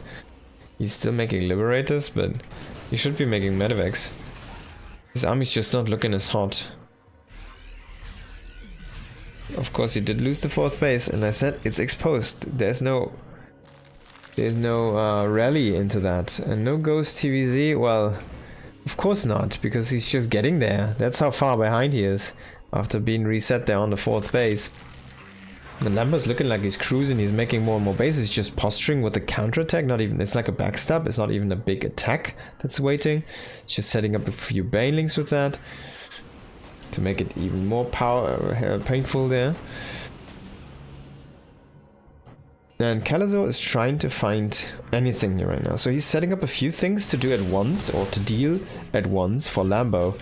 The Liberator, unfortunately though, walks into Queens and is gonna get shut down very easily. That base is gonna get cancelled though, and the reinforcements coming in there for the Liberator, which did just get shut down, but he could snipe the Queen. It's not gonna happen though. Needs to pick up and leave. And there's nothing really going on the right side. So Lambo is mining happily on 5 bases at this point, while Kalazor just confined to his 3 bases. Getting the Viper though is definitely a lucky moment. It's a nice moment. Gonna appreciate that moment. And Lambo is starting to double expand at this point. He's saying, right, I have the bank, I'm maxed, I can do this. And yeah, you can kill a base, that's fine. You can deny a base, that's fine. But you won't deny 2. And that's the statement. Lamb says, I have enough to defend 1 additional base easily. Good to see you, by the way, MW. Hope you're having a good run.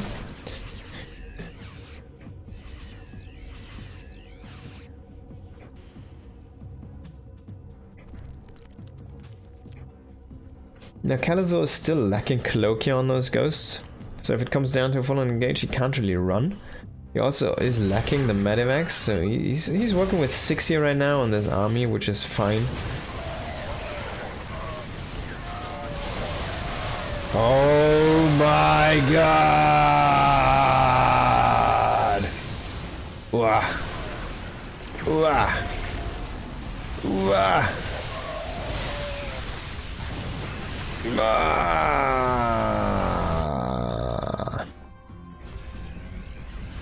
So he did not get the cloud, by the way, in this game, this upgrade, the microbial dark swarm.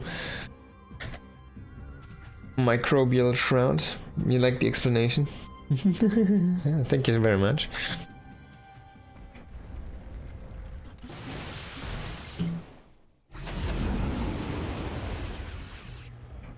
Double Medivac splitting off here. Kalazor did establish a 4th base, and it is planetary, and it has a Liberator and has a sensor turret, so it's relatively well defended, and it also is closer than the earlier 4th base.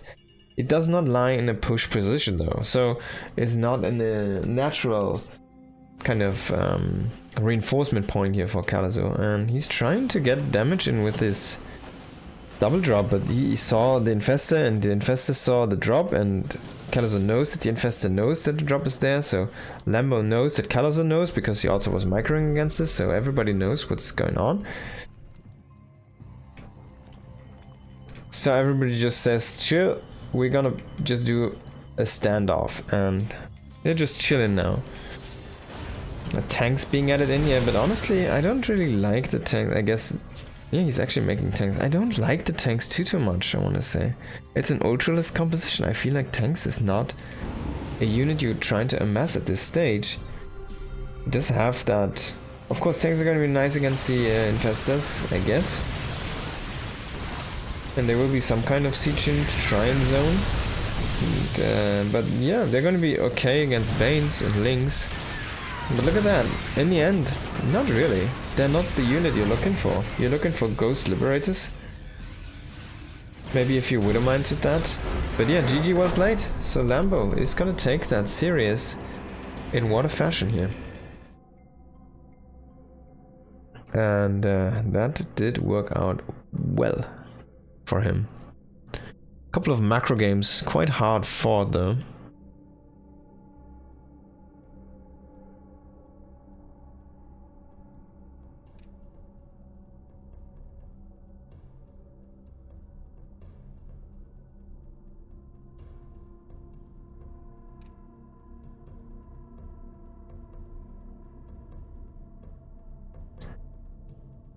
Let's go into a TVP.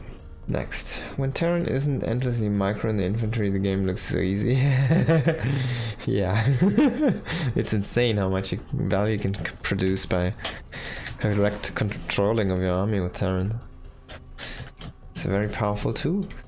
In the bottom right position of Winter Madness, we've got Kallazo. In the top left, it is Zaun, the Protoss player from Korea. Used to play for Alpha X for a while, for example, and SK Telecom, if I'm not mistaken. Let's go way back. T1, of course.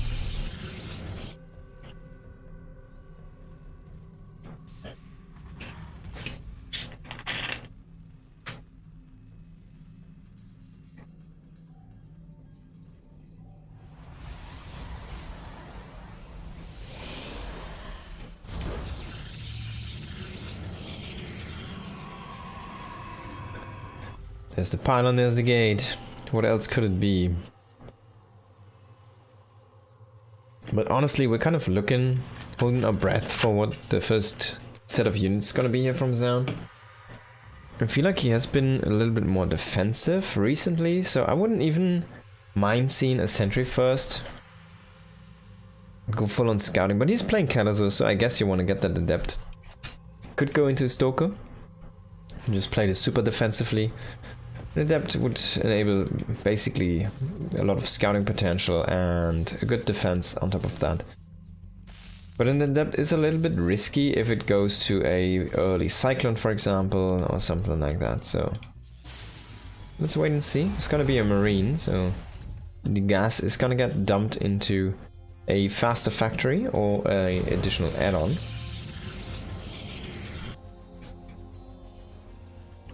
Cybernetics core before the Nexus here for Zaun, so playing this a little bit safe. And that kind of signals a adept for me as the first unit. There's gonna be the factory, quite fast here, 100 gas. SCV is gonna throw down that supply depot, there it is. And there's the reactor. So super standard here for now from Kallazo. Nothing yet that signals aggression to me.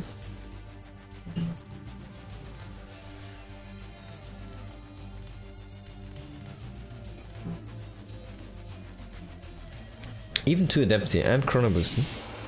He keeps on chrono boosting the adepts. Very interesting. Is he gonna go into a third adept to potentially one-shot Marines or SCVs? I don't think.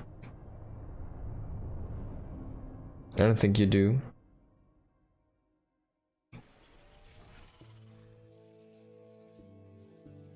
But Zaun does sometimes do weird things, but there's gonna be that Stalker, so he's not gonna do it.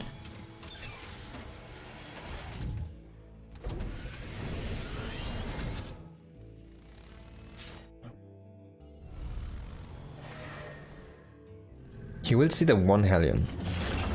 So he knows there's no reactor on that factory yet. And the Hellion is supposed to be the scouting tool for Kallazo. Let's have a look at what Kallazo did see outside of his base. Oh, it's a ramp and nothing. Not even that. He didn't even scout the third base. So he has no idea. I guess what else could it be but Blink? Ha ha ha ha, right? So it's gonna be Blink and he's gonna get the read. If he decides it's Blink anyways, right? Gonna be in a fine spot. But he at least can do whatever he wants as his counter punch.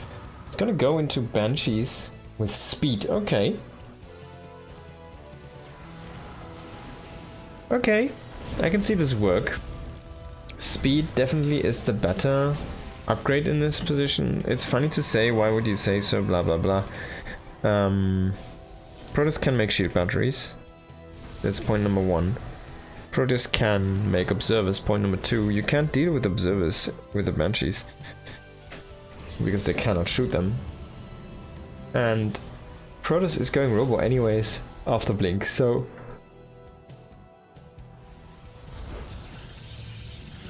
he will have those observers. Now why speed? Yo, because speed can enable you to just be untouchable with the Banshees. You swoop in, double Banshee, wherever the Stalkers not are, you're gonna kill 3 drones, you're gonna walk out again. And because you get speed, you can do that so many times, and you're literally uncatchable if you don't mess up. So you avoid most of the damage. Whenever you get low, you walk back to your base and you just repair. And there you go. Speed Banshees.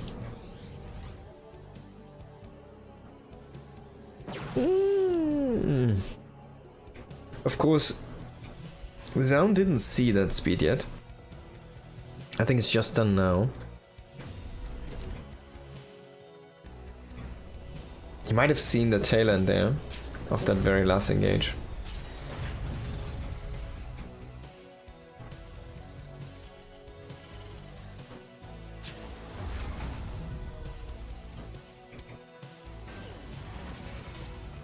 Also, like, if you notice, most pro gamers will go in before their upgrades are done with unit sets, which makes it feel so very weird for everybody who isn't a pro gamer, right? We're all like, yeah man, okay, but why would you even try to? Because you've got the upgrade is common, but it's not there yet. Why would you risk it? There is a few things that you force to do your opponent by doing this. So first of all, you force an earlier reaction. Second of all, if you ever watch a first person from a professional gamer, they are bouncing so much between the bases macroing all the time. But if they actually want that information, intel, like a visual change, they need to watch what the opponent's units are doing. So they kind of need to look at the Banshees as long as they can. So you force your opponent to have a screen somewhere to catch that information while he could be macroing. While he could be aggressive himself. It's a weird thing, a weird concept, but like, especially for professional players, I feel like this is a little bit of a stronger or underestimated value. Because you will see them, if you watch them first person, they are so fast, just bouncing around with the camera all the time. And you will really see when they slow down, and there's like a unit that's a little bit weird, like a Banshee for example, and they just need to identify, oh, what's happening here right now? What are the upgrades you have? What are the upgrades you're getting? This is not usual. Like, it feels like the camera is glued to that situation from that point, and it just feels so slow for them to even overcome that situation and then finally get back into the rhythm. I'm not sure if this is intentional, if they intentionally do this to each other by going in a few seconds too fast with the upgrades, or if this is just people like, okay, it should be done by now, I don't know this exactly thing, you know, where they're like thinking, ah, it's done, right? It's done, I did click it, and it just needs 3 more seconds or something, but you already committed in, you're hitting that upgrade or whatever you think you have, and it's just not there, which is a mistake the other way around, right? So it's a little bit complicated, for sure.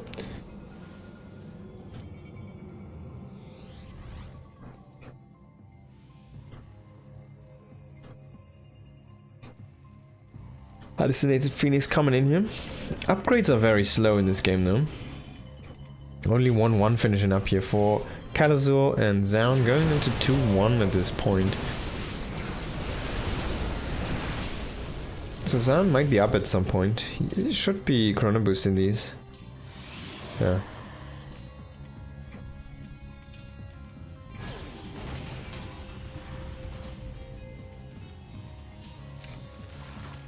Double Colossi here. Thermal Lance is done. Third Colossi? No, it's only a bunch of Zealots joining the fray here. Speed bench coming into natural, but there's a cannon. And yeah, that's a speed bench into a hell of death. Oh, his thing's kind of on an invisible floor warning. I hope it repairs the Widow Mine.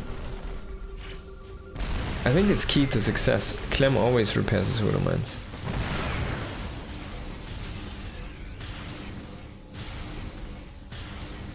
Oh, this is so annoying. Laser giraffes.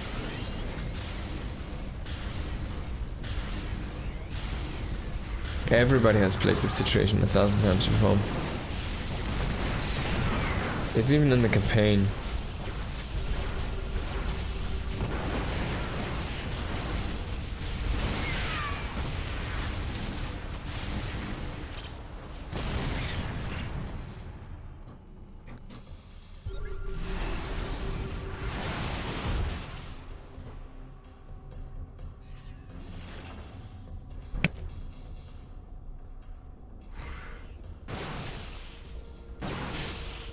man. Zaun is doing God's work right now. I guess he will not. Oh god, he's going super aggressive. But there's so many SCVs beyond this, and he didn't bring his Colossi. But is it? Oh no! He's walking in from a flanking position. A lot of zealots, but maybe not enough units there.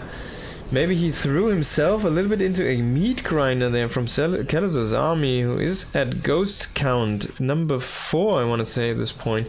Did throw down a couple of EMPs down top of the zealots, even though this looked very promising. That for a moment I really liked the maneuver, kind of pulling his opponent into the natural base by really, quote-unquote, stupidly walking in this Stalker bulk. Say like, hey, here's my Stalkers. So Kelazor takes the bait, rotates over, and then the zealots swarm in from the side in conjunction with the Colossi. But again, the snap decision from Kelazor, just fast enough the reaction, fast enough, good enough. He does not lose too many units, and he just instantly repels the attack.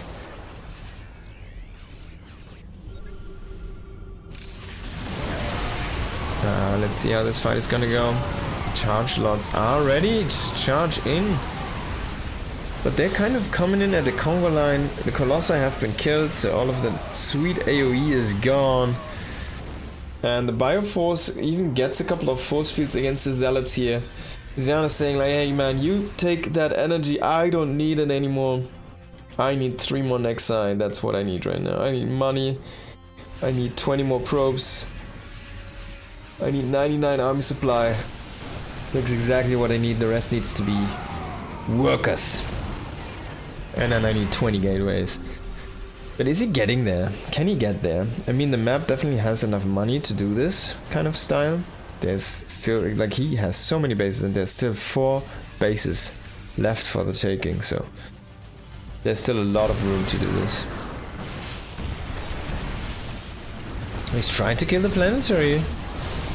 And a force field and a nice placed Nova are gonna do the trick. The Zealots are breaking open the wall here, but they were meant to be in distraction. In the end, he did keep alive a lot of those even. And pushing in again, Zaun here into the center of that Terran heart. You will cancel another base. Yeah, this is over. This is over. No more bases are belong to us, Kelazor, and yeah. Oh, that was a sick disruption over. Oh my god, never say die.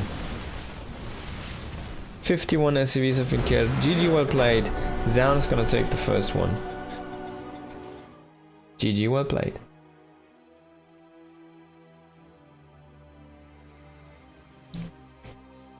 Okay, Zaun into Kelazor, next game. That might be the last best of 3 for today.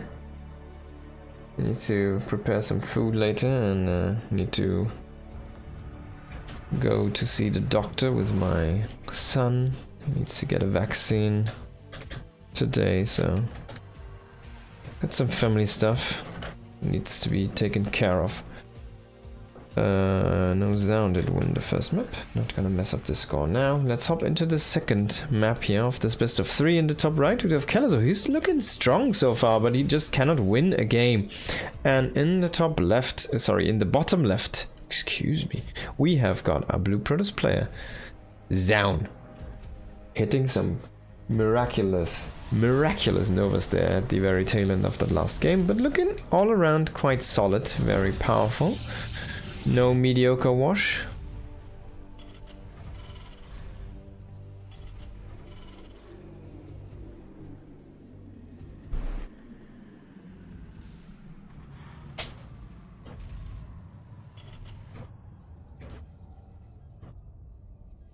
Are we gonna see the speed banshees again here from Kelazor? Did go for that in the last game. Don't think so.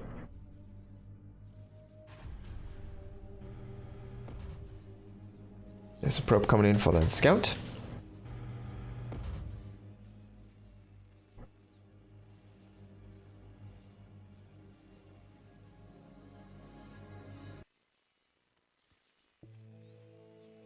feels like this SCU was controlled by an AI. Going back and forth, back and forth. And now with the barracks being finished, it just goes back.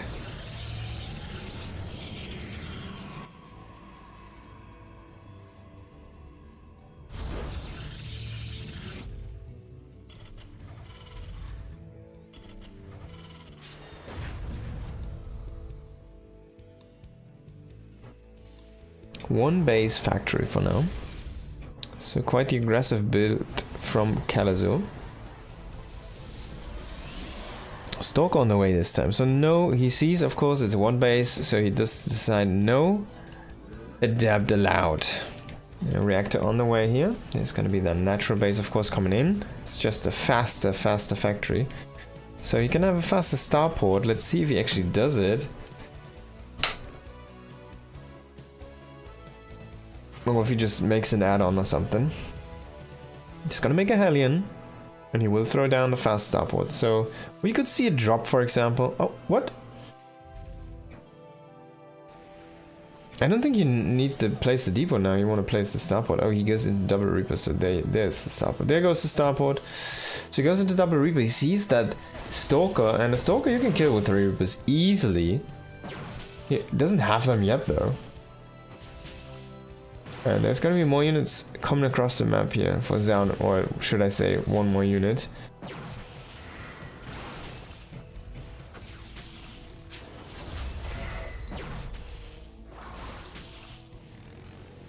So he does see this group of units, and there's gonna be the additional Reapers joining in right now. A recall being used. He will save the Stalker. But the expendable adept did get killed off and did go down. There's a gateway. For some reason I misread this as Germany right now. I don't know what's happening with my brain. But the backstab or the harassment force is making its way across the map. There's a wall though, there's a few units, there's gonna be a shield battery. There should be an entry denied sign here, at least for the Hellions. While the Reaper make their way into the main base, they're gonna shoot this probe, are gonna see the battery, and they're just gonna jump out. He did use all of his grenades to run out, to bounce units, so he's not gonna try to bust open the front with a grenade and run in with all of the units. Well, he could still bust this. Oh, he's gonna bust it open, and he's gonna walk in. Can he get a good shot though? There's more units this time than there were earlier. Very nice blocking here from Zaun. He's looking so good.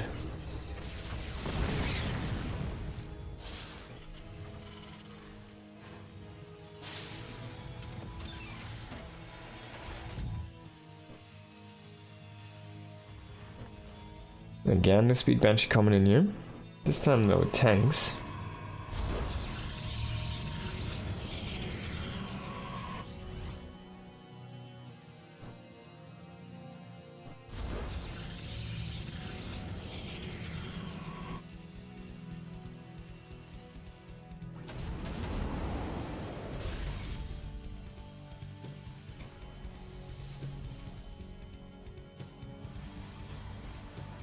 Speed Banshees can't do anything against Blink Stalkers though. Well, they can, you just need to be careful how you use them.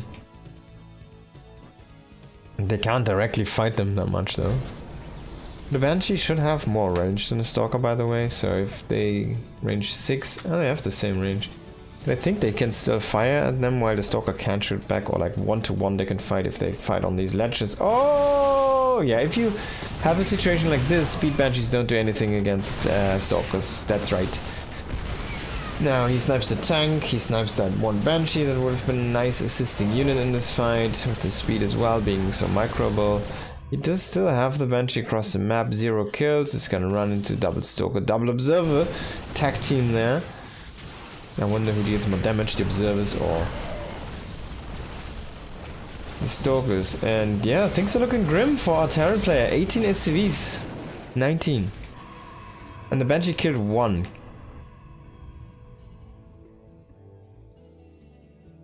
Yo, this is not looking good for Calazo. All of his early investment got struck down so hard.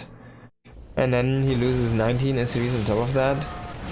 He still doesn't get the War Prism. Oh, this is insult to injury here right now. Oh, this is really insult to injury.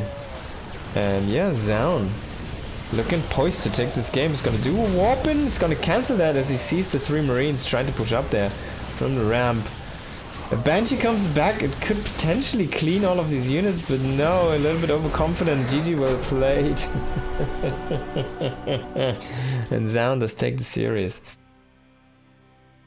So thank you so much for watching. I hope you enjoyed. And we're gonna end the stream for now. Today we're gonna come back next week.